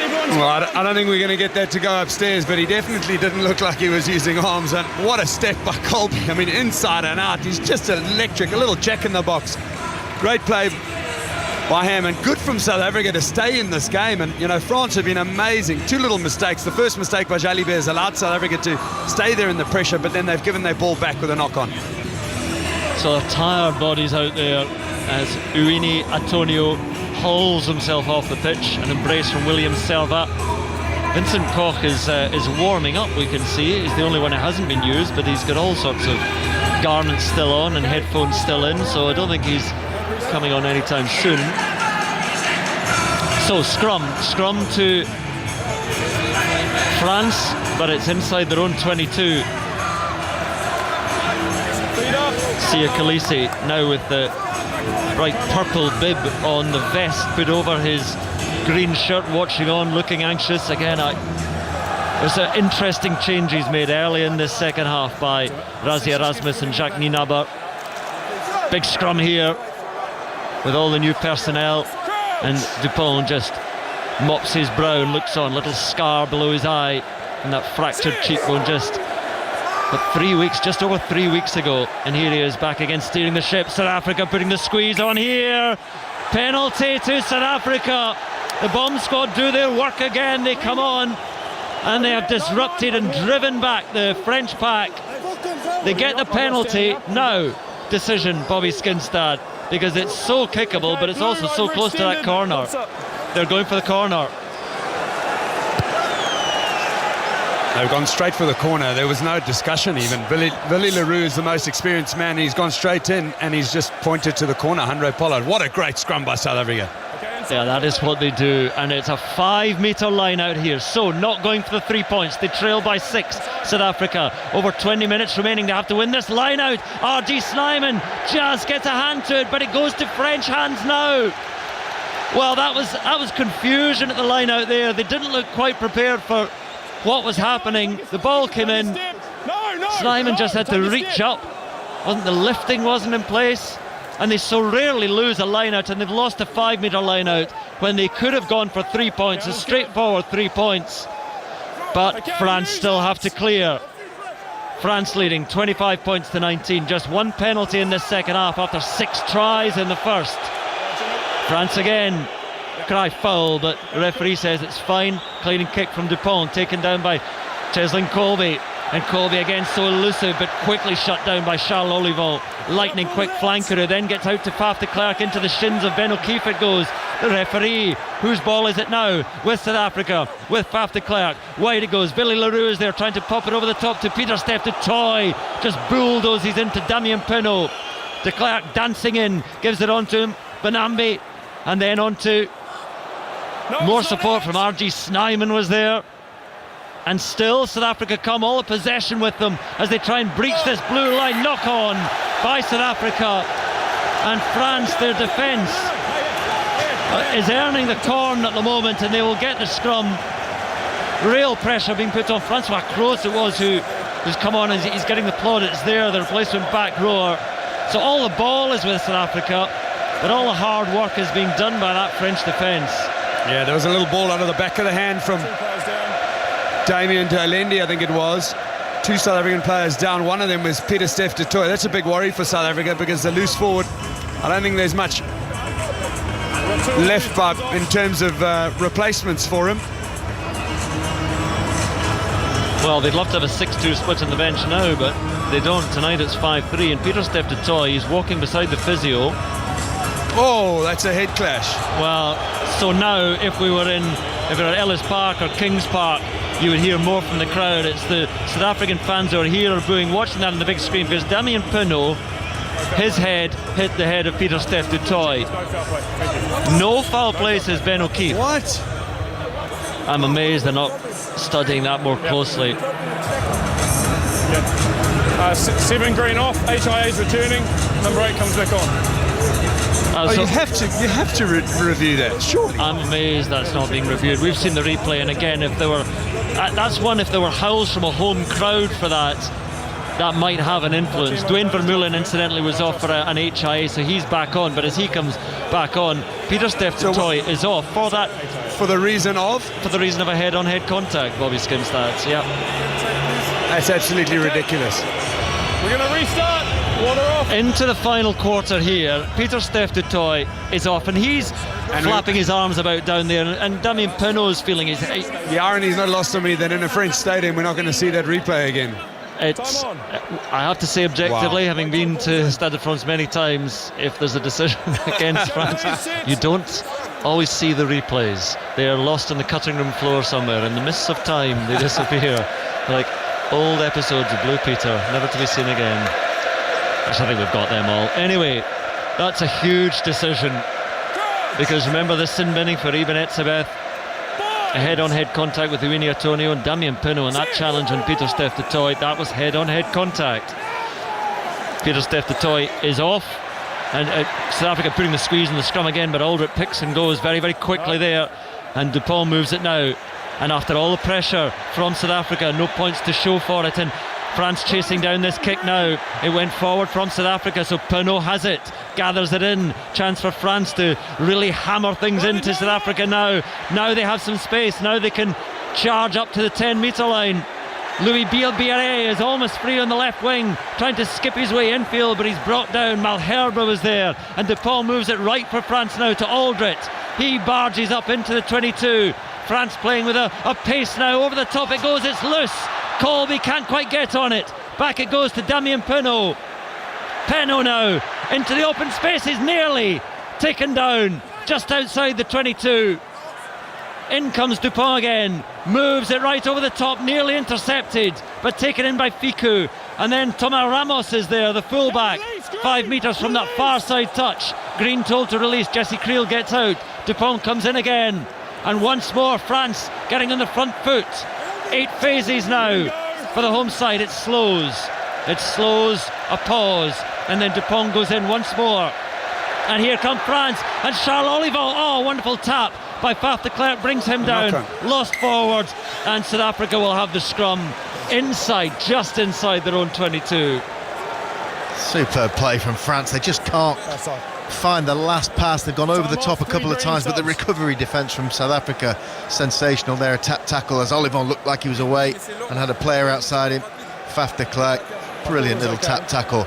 Because when you got there, both teams look exhausted at the moment. I understand what you mean. Yeah. Oh, Vincent Cox coming on. I understand. So all the changes on. Okay, was it the sub being made? So Pieter-Steph du Toit reminders. Oh, he's off for an HI, isn't he, Pieter-Steph du Toit? So that's why Vermeulen came back on. So we're trying to keep abreast of all the changes. Significant changes as well. 25-19 France lead here at the Stade de France. But again, one of the talking points, and we've seen one replay of it, you'll not see it again, but that head-on-head contact between Penaud and Pieter-Steph du Toit. I'm sure if it does not go South Africa's way, Rassie Erasmus and company he'll be posting it on social media sometime this evening. So anyway, still all to play for here. 17 minutes remaining. France 25, South Africa 19. A place in the semi-finals against England here next weekend at stake. And South Africa have been getting the upper hand in the scrum. They have the scrum here, but it's right on their own 22. And more cries of Allez les Bleus around the Stade de France. And rather cool October night, the wind has come down from the north, and it's a very different temperature to that which we've known in this World Cup. It's almost been a summer World Cup, but it's certainly different this evening, but still and dry. And that's why we saw such wonderful rugby in the first half. Ready to scrummage now. Faf de Klerk holds the ball under his right arm and then sets himself to feed. Down it goes. Free kick to South Africa. There's too much movement. Loose head out. Too much movement before the ball's in. And that's Reda Wardi, the replacement loose head, who's pinged for that one. Just a free kick. So South Africa take the scrum. Now here, you understand this. They feel they'll get a. They feel they can get a penalty here. They're certainly starting to get the edge in the scrummage. Yeah, there's outside-in scrummaging there. You can just see the discomfort. I mean, the guys who come on are well known as very, very good technical scrummagers, and you got to take your hat off to Erasmus and Nienaber, because at this stage of the game, this is when you don't want to give away these penalties. Well, Pierre Bourgarit is coming on at hooker. Beato Malvaka, what a game he's had as well, going off now and getting the applause of the crowd. And no surprise, he's going off now. They're getting squeezed again in the scrum, but he combines the skills and the pace and the distance covered of a centre out in the wide open spaces with the full job spec of a front row forward. So he's done amazingly well to get as deep into this game as he has. Vincent Koch, who's on now for South Africa in the front, has got one leg, his left leg, hugely strapped. It's more strapping than skin on that left leg, but he again, a man who spent a good few seasons at Saracens, is a fearsome scrummager up against Reda Wardi. And Faf de Klerk, South Africa going for the penalty here, going for the scrummage again, but France get the push on. Advantage though to South Africa. France going in at an angle, so they do have that penalty. Faf de Klerk just scoops it through his legs. So free attack here for South Africa, and nearly finding a gap through the middle. Oh, they do find a gap through the middle. Taken on now by Andre Pollard, and then it goes to ground, and then kicked, and then the chase is on. Antoine Dupont, a lonely figure back in the 22, gathers it so well, but then the green jerseys close in on him. France do well to get back there. Penalty to South Africa. 7 metres out from the French try line. Doesn't release the holding ball. on, not releasing the ball. Green on his feet, doesn't release the ball. Did so well initially, Antoine Dupont, but then holding on now. Decision. 15 minutes to go, 6 points behind. It's a gift of 3 points. What do they want to do? This is where you get the white line fever, but do you take the 3 points? Calm heads. Bongi Mbonambi comes up. He's going to take the ball. It's going to be the power of the South Africans charging down on this line. So France all stand on that try line, waiting in the sprinting starting position to leap out here. Bongi Mbonambi, the captain on the pitch now for South Africa, summons in his troops, and they gather round him. And the hooker ready to pick and go. Etzebeth on his shoulder. Kwagga Smith is there, but R.G. Snyman picks up and goes and feeds Vermeulen. He's repelled. 4 metres out. Fed on. They come again. Bongi Mbonambi nearly there. Kwagga Smith rolls. Can't get there. 1 metre short. Still with South Africa. Advantage for offside. Advantage for offside, says Ben O'Keefe. New advantage offside. New advantage to South Africa. France are living on the edge here. Ibn Etzebeth charging on. One-man drive. Scores. Ibn Etzebeth carrying French defenders with him. Gives South Africa hope and might give them the lead here. Right under the post. What a moment. What a try. And France are now going to have to respond. Bobby Skinstad, what an effort by Etzebeth. What an effort by the whole South African side. Well, I can't say anything. I mean, this has been one of the best rugby games I've ever seen in my entire life. The ebb and flow, the back and forth. Look at this from Etzebeth. He carries half the French pack on his back. Unbelievable. I mean, just amazing strength from the big man. And quickly, very quickly, it is converted by Andre Pollard. And with that conversion, it's a 1 point game. It's South Africa in front. Suddenly, France, having seemed to be in control of the game, they were creeping further clear. Suddenly they are chasing things. The world champions, the defending champions, well, they're that for a reason, and they do not want to give up their title. I think where that came from, they had a scrum penalty advantage. Faf de Klerk, like an American football centre, snapping the ball past it between his legs as far as I could see, and they ran from their own half, made the break, put France under pressure. That created the score. 13 minutes to go. South Africa lead by a point.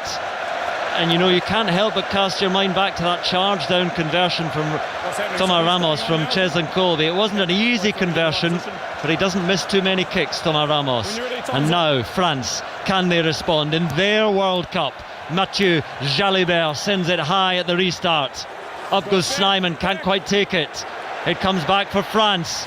Opportunity, Dupont, a little shimmy and a shake, and loses the ball backwards.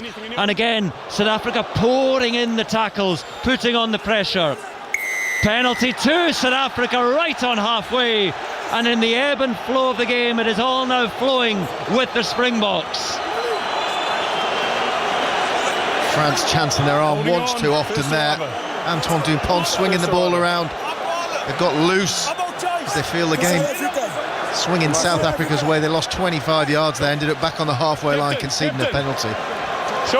12 minutes to go, and they're calling a shot at goal from just inside their own half. We don't have a knock-on. And Tom, we don't have a knock-on. We're just watching a replay of the penalty. Was it Kwagga Smith getting over there? That was an amazing steal from Kwagga Smith. He's such a versatile loose forward. Dupont was there, but just not able to take the man away from the ball. The contest on the ground was good, and Smith, fantastic loose forward. Well, boos again rain down from the crowd on. Now change being made. Aldrich's going off, and Makalou is coming on to the boos for Andre Pollard. 53 metres out. It's central, but it's inside their own half, and Pollard, he likes it. Oh, and why not? What a kick from Andre Pollard. And suddenly this game has turned around. 4-point lead for South Africa. France 25, South Africa 29, 11 minutes to go. Is there a way back into it for France? It's only a 4-point lead, but you really do feel that South Africa are taking control of things. Makalu fresh on the field. Scraggs his man, great work at the restart. But France haven't quite secured that ball. It's still there for South Africa, deep inside their own 22. Okay, use it! And Faf de Klerk goes in to tease that ball back. Again told to use it, takes all his time and clears well, good distance, doesn't find touch though, finds Thomas Ramos now galloping on the fullback, but again he's brought down sharply around the 10-metre line. In goes Dupont, and then on comes Pierre Bourgarit, the replacement hooker. Is it still there for France? Yes, the ball arrives at the feet of Antoine Dupont, but it's quite slow now for France, and the South African defence able to gather itself, set itself, and then charge forward. Here's Galfiku, tries to bounce off his man in Bongi Mbanambi. France attacking, but between the halfway and the South African 10-metre line, not making too much progress. A pile driver tackle comes in from Oxenche. A little stab over the top, and chasing it down is Jalibert. Oh, he gathers it well. Mathieu Jalibert again. The green jersey so quick to get back there, but it's there now for France. Reda Wardi, advantage, penalty to France. South Africa offside. Dupont goes in. So here is this free kick. So often the case, it's a stab over the top. And they'll come back for the penalty as the kick goes to the arms of Kurtley Arendse. So 4 points the difference. Penalty pretty much right in front of the post. Decision to be made. We'll come back for that. But full time at the Cardiff City Stadium. Wales against Croatia. Sheridan Robbins. Wales had to win, and they have won. They've beaten Croatia by 2-1, meaning they sit second in Group D with 2 matches remaining. It was an impressive performance. They had to dig deep, they had to defend, but they've held out. Wales 2, Croatia 1. Well, again, a great night in Cardiff, and a great night here at the Stade de France, but it'll be greater still for the home nation if they can find something here. They've called a shot. What a wonderful bit of skill by Mathieu Jalibert. That's what he can do. Absolutely, and they do have that little two-way thing. He has it with Dupont, the little flick over the top. That time it was Ramos in at first receiver, just puts the ball into the no man's land. You can't afford to waste a defender to mark it. It has to land within about a square yard to be effective. Brilliant from Jalibert. So Fabien Galtier again, he's on our monitor and he's barking instructions into his headset behind those familiar black-rimmed glasses, and Thomas Ramos steps forward now, and it's just outside the 22. It's Ben O'Keefe, the referee, clears his nose. But apart from that, general hush for Ramos. Just 3 little short steps forward, picking up the tee already. Through it goes. Oh, it's a 1-point game. 8 minutes to go. Oh, what a game. What a quarter-final here at the World Cup. We saw such drama, such quality last night between Ireland and the All Blacks, and here tonight. France 28, South Africa 29, 8 minutes to go. Another change being made for France. Yoram Moefana's coming on. That was the last act for Mathieu Jalibert. So just seeing who they will. Ramos can play fly half. Just wondering they'll rejig their back line. 8 minutes to go. South Africa get us going again, and France from deep gather it in through Ramos, the full-back. So first and foremost they're looking for a clean exit, but the pressure coming on from South Africa here. Good. Use it! Antoine Dupont told to use it now, and he's looking and scowling towards the South African defenders here. Dupont sends it high again, and down it comes. It's a decent clearing kick, but actually on the angle he's not made too much ground up that far side. So South African line out just inside the French 10-metre line. Yeah, little bit hesitant there actually. It was a sort of he was going to pass, and then he was going to kick, and then he was going to pass. So go with an attacking line out. Well, let's go quickly to Oslo, full-time Norway, Spain. Shojo Shaka. Get your passports out, because Scotland are going to the European Championship. It's finished in Oslo. Norway 0, Spain 1. Gavi with the only goal of the match. Spain qualify as well, but for Scotland, they've enjoyed a brilliant campaign under Steve Clarke. They are through with 2 matches to spare. Shojo, thank you very much. The huge driving maul from South Africa. Just a point to the good in this game. 6.5 minutes remaining. Bongi Mbonambi seems to have a hand on it. Faf de Klerk looking for it. South Africa looking to, well, not quite shut down the game yet. It's still to be 1-0. Drop goal attempt. Is it there from Cheslin Colby? No, not quite. There was a hush, a nervous hush, long look from Ben O'Keefe at that one. Let's see how close this was in the replay. It was rather drunkenly making its way towards the post. It went to the left of the uprights. And so France will have to clear with a 22-metre dropout. France are not where they want to be. They're within striking distance, but there's a man down injured as Dupont tries to come away. And so the clock is stopped. How are you feeling, Bobby Skinstad? Well, the nerves haven't improved any. What a cracking match, though. I mean, you know, obviously as a South African, I want to have a chance to win this match, but my goodness, for a quarter-final, this level of rugby, the quality's just been absolutely amazing. You think of all the little moments in there and all the, well, that long-range penalty from Andre Pollard. Again, Ramos having that conversion attempt charged down, but France are within 1 point. So stoppage in play, so the clock is stopped, and the music blares around the Stade de France, and South Africa gather in a green and gold huddle to discuss the final minutes of this match. And again, we see Sia Khaleesi came out and he was hurling instructions and encouragement and flapping his arm around, and all he can do as a captain is watch and wish and hope that his side can see this one out.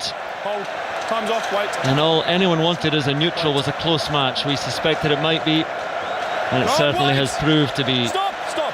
Bongi Mbonambi has been replaced. Peter Steph du Toit is back on, so that long HIA past that after that head impact with Dummy. Oh my word, what a mistake. What a mistake. Out on the full by Thomas Ramos. Back they come. South Africa have the scrum. Just over 5 minutes remaining. It's not quite a game deciding moment, but it's not far away from it. Huge error from Ramos with Jalibert going off injured. Just hit it flat straight out. Gives the box the scrum underneath the post. Bobby, no surprises what's coming. I think he was trying to find Penno as well, flying up the right-hand touchline, but the Bucks have gone for the scrum in the middle of the field on the 22. They have had ascendancy. They'll be really going to get a dominant scrum here and then either hit it up on the right-hand side. They've got expectant Jesse Creel, Billy LaRue in the middle of the field. Well, the clock ticks to 75 minutes. Scrum to South Africa, right on the 22, right in the middle of the field here. They lead by a point. They'll look for an attack, look for a try, but if they get a penalty to move it beyond a 3-point lead, that would do very nicely for the champions. Faf de Klerk looks a man at ease in his world, just stands there and waits for the scrum to set, then feeds. Dupont watching him all the time. Use it, says the referee, just as South Africa look to be getting a squeeze on. So they attack South Africa. Can they find another try? Damien Derlendi, the huge, powerful centre, makes some good ground up to within 8 metres. In comes Cheslin Colby to play scrum up. Peter Steph du Toit back in the field, barges his way up to within 6 metres now. And they come again, South Africa. They come again, wave after wave of forwards, doing the damage to the defensive line, but it stands firm just now. Great hit by Bourgarit, the replacement hooker for France. They need the ball. They need to get a turnover here, France. The clock continues to tick here at the Stade de France, and still with South Africa. Oxenchae with a carry. De Klerk comes in, carried on by Dion Fourie. Still with South Africa, set back. In goes the blonde hair of Faf de Klerk. Play on, says the referees. It goes loose, lost forward by South Africa. Scrum to France. Complaints from South Africa, but scrum to France. Your kicker was here, you threw it straight into him. Play on. So Ben O'Keefe is saying that Faf de Klerk was looking for that because he's saying he wasn't passing it to his kicker, and he's got a point, Ben O'Keefe, there. He might have been trying to switch the play, Faf de Klerk, but I think he knew what he was doing. Very much looked like it. Pollard just hanging in the pocket, waiting for the drop goal. French player on his knee, getting out of the way. De Klerk passed the ball down and into him, not up and over. It's good refereeing from Ben O'Keefe, saying your kicker's over there. And yeah, it was down and into him. You're absolutely right. He wasn't even trying to get over the French player prone on the ground. Look at it, happens a lot. Sia Khaleesi not entirely happy with that decision either on the touchline. Scrum to France, but with 3 minutes remaining, they're only 8 metres from their own line. Is there a way out of this for France? France 28, South Africa 29. The last of the quarterfinals in this Rugby World Cup here on 5 Live. The tension around this stadium. 70,000 of the crowd must be French supporters. Oh, we're going to scrummage again. Time off. A few of the crowd thought that was a penalty to France. Time's off. Reset. But we're going to reset. Stability. We must have stability, says Ben O'Keefe. Time will go back on when we're ready. The clock has stopped. 2.5 minutes remaining. A square, no movement. Blocks, no movement. Argentina, New Zealand, now England through to the semi-finals. Who will join them? Who will play England here next weekend? Stability first. French scrum, Dupont. Time on. The great man with the ball in his hands. Coach! Could he find something? They need some magic, they need some inspiration. So close to their own try line, they need a solid scrum first of all, France. And it's creaking again. Once again they'll do it, time off. Ben O'Keefe stops the clock. Here, please. It's up to 77-42 now. Front rows.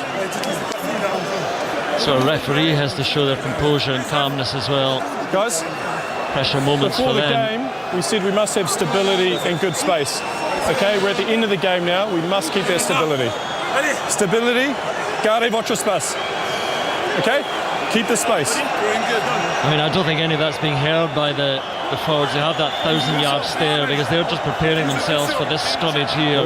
Biggest scrummage of their lives for France, really, to try and find a way out of this. So we're looking for stability again. We're looking for this scrummage to be completed.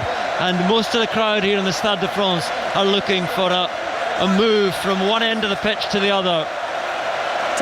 2 minutes 20 remaining here at the Stade de France. France 28, South Africa 29. Faf de Klerk nearly in the pocket of Dupont, both standing on this side of the scrum, but Dupont under that black scrum cap sets himself and feeds, waits to feed. It is solid, there is ball to play with, so Dupont now shifts it right down that blind side. Is there an attack here for France? Oh, here they go, Louis Bielbiaré, Damien Penaud gets it in field. Ficou crashing on deep into the South African half. Here they go, Dupont gives it out.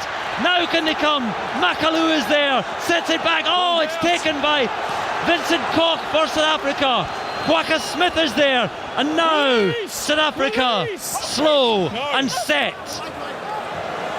1 minute and 30 seconds remaining, and now they go into shutting down mode. The forwards will carry, and they'll carry again, and France will challenge. Was that the last chance for France? Use it! You feel it might have been. De Klerk just pops it. This is so well practiced by all sides, but South Africa might do it better than any other. De Klerk goes in, and the forwards wait no more than 3-4 metres away. Vermeulen is the screen, up it goes from De Klerk. They could have shut out the game there and carried, but France will have the ball. It's given to Ramos deep inside their own half. Penaud, they're looking for miracles here, France, into the final minute. You're off. Still there for France. That kick from De Klerk, and they have the ball, and they have a chance, and they have the very slightest hope here. Taufa Fenua tries to set it back just inside the French half. They come again, looking for this attack, looking for this 1 point, looking for something here, France. Makalou right on halfway. A penalty will do it. Still they come. The green shirts fire up. Redawardi is there, standing from the prop. South Africa told to leave it alone. Once again they come, France. Woki, 10 seconds to go, but it's with France. They need a penalty, they need something, they need a miracle again. Penaud up over the 10-metre line, shut down again by South Africa. In goes Dupont. Dupont trying to get away. De Klerk scrags him. Thomas Ramos now still with France. The clock is red. 16. The last attack, the last hope for France in this World Cup. Fiku, a rather laboured pass to Redawardi, and the prop frees himself. R.G. Snyman gets to him. Any penalty here and they'll have a chance, France. 45 metres out. Too far out for a drop goal. Taufa Fanua barges on. A little bit closer. They're hoping, praying for a penalty, complaining. The ball's still there for France. Just outside the South African 10-metre line. Oh, the players are at a standstill. Oh, what a drive from France, but lost forward. Lost by France. Kurt Liarenza sends it out. Sends the ball out and sends France out of their World Cup. France have won, South Africa have won by a single point. A single point here. And collective French heads go into hands, and now they sink to their haunches and they stare, hollow stares around. But South Africa is still alive, and South Africa don't care for the sentiment or the now shattered dreams of France, because they are here to defend their title, and they will go on to play England, and they will continue their defence. Oh, what a game, but it's South Africa who go on, and France will go out into the Paris night beaten in their own World Cup. And it's heartbreaking for France, but that is brilliant from the champions, Bobby Skinstad. It really is. I mean, you've summed it up so beautifully all evening. This is one of the most titanic clashes I've ever seen between two teams, and hats off to every single player on the field. The French were gallant and almost unstoppable, and South Africa just found an inkling of something. Maybe the experience, maybe the time together, maybe a previous World Cup. But I mean, these warriors of men thanking each other for an amazing match, mixing as friends here on the field. It really brings a tear to the eye. Just an extraordinary rugby match.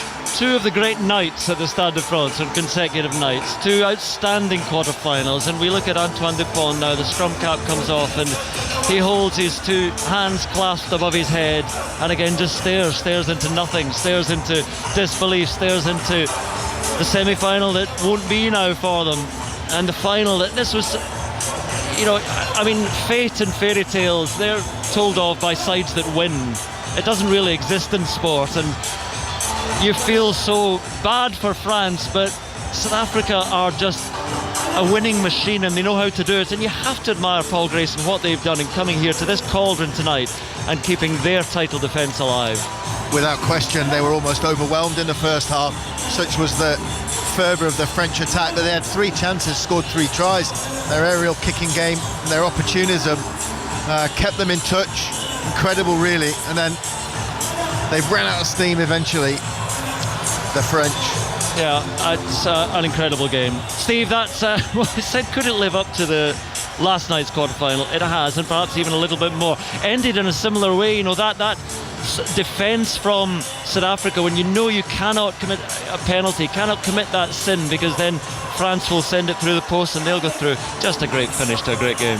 Absolutely astonishing. There are French players down there in blue and white with head in hands, unable to believe what has just happened to them, and there were 79,486 inside this stadium, 95% of whom will go home absolutely devastated. We said before the match you won't hear the Bokke, Bokke, Bokke chant from the South African fans. Well, if they had any energy left, you'd probably hear it now. But Bobby Skinstad, you were sitting next to me during that second half, physically shaking. Now, I know you were cold, but your heart was going a mile a minute too.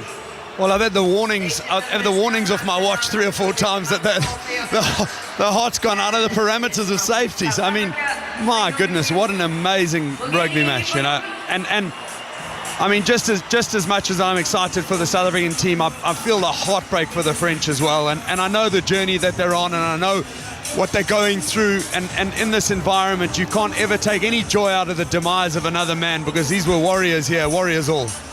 Yeah, absolutely. And let's talk a little bit about the head coach, Jacques Nienaber, as well here, Paul Grayson, because goodness me, he made huge decisions before the match. He made huge decisions during the match. He took off Sia Khaleesi. It all could have gone wrong. What big, bold calls he made. Yeah, he went big and he went early, 44, 45 minutes, just the start of the second half, really. Khaleesi comes off, yes, and that's more almost symbolic for us, isn't it? Such as the personality that he brings to their team, but they're changing your halfbacks, bringing those 3 World Cup winners on, de Klerk and Pollard and Leroux. Those 3 changed the game, and it was the disruptor in chief, de Klerk, who got the final steal at the end of the game to rip the ball clear and seal it for South Africa. Charge down conversion in the first half, anyone? I mean, again, you never know what that might lead to if the scores have been different, but it's these moments, it's the effort given in every aspect of the game. And I was just thinking now, we spoke about it, we said Kwagga Smith is going to come on for Sia Khaleesi. He needs to make an effect. He effected 2 changes, caught DuPont under his own poles for the needed penalty, and these are guys, and Sia Khaleesi's standing and saying, that's my role. My role was my 57-minute cameo, or my 47-minute cameo, and the people coming on, they do what they need to do for the betterment of the team. I mean, it's just an extraordinary feeling when you see these guys stand up and do this week in and week out. Well, you say week in and week out. When the 2 sides met in Marseille, it was 30-26 to France last year. So over the course of 2 huge tussles, one which is clearly more important than the other, they have been separated by so little over 2 absolutely physically bruising encounters. How big, Paul, was that physicality from South Africa in the second half? We knew it would come, but sometimes there's not much you can do about it. Yeah, and the scrum was a point of difference for the South Africans today. They got to grips with the French 8. The changes that they made, obviously, they're all powerful scrummages. Bobby touched on it in commentary, said the guys they're bringing on are technically superb.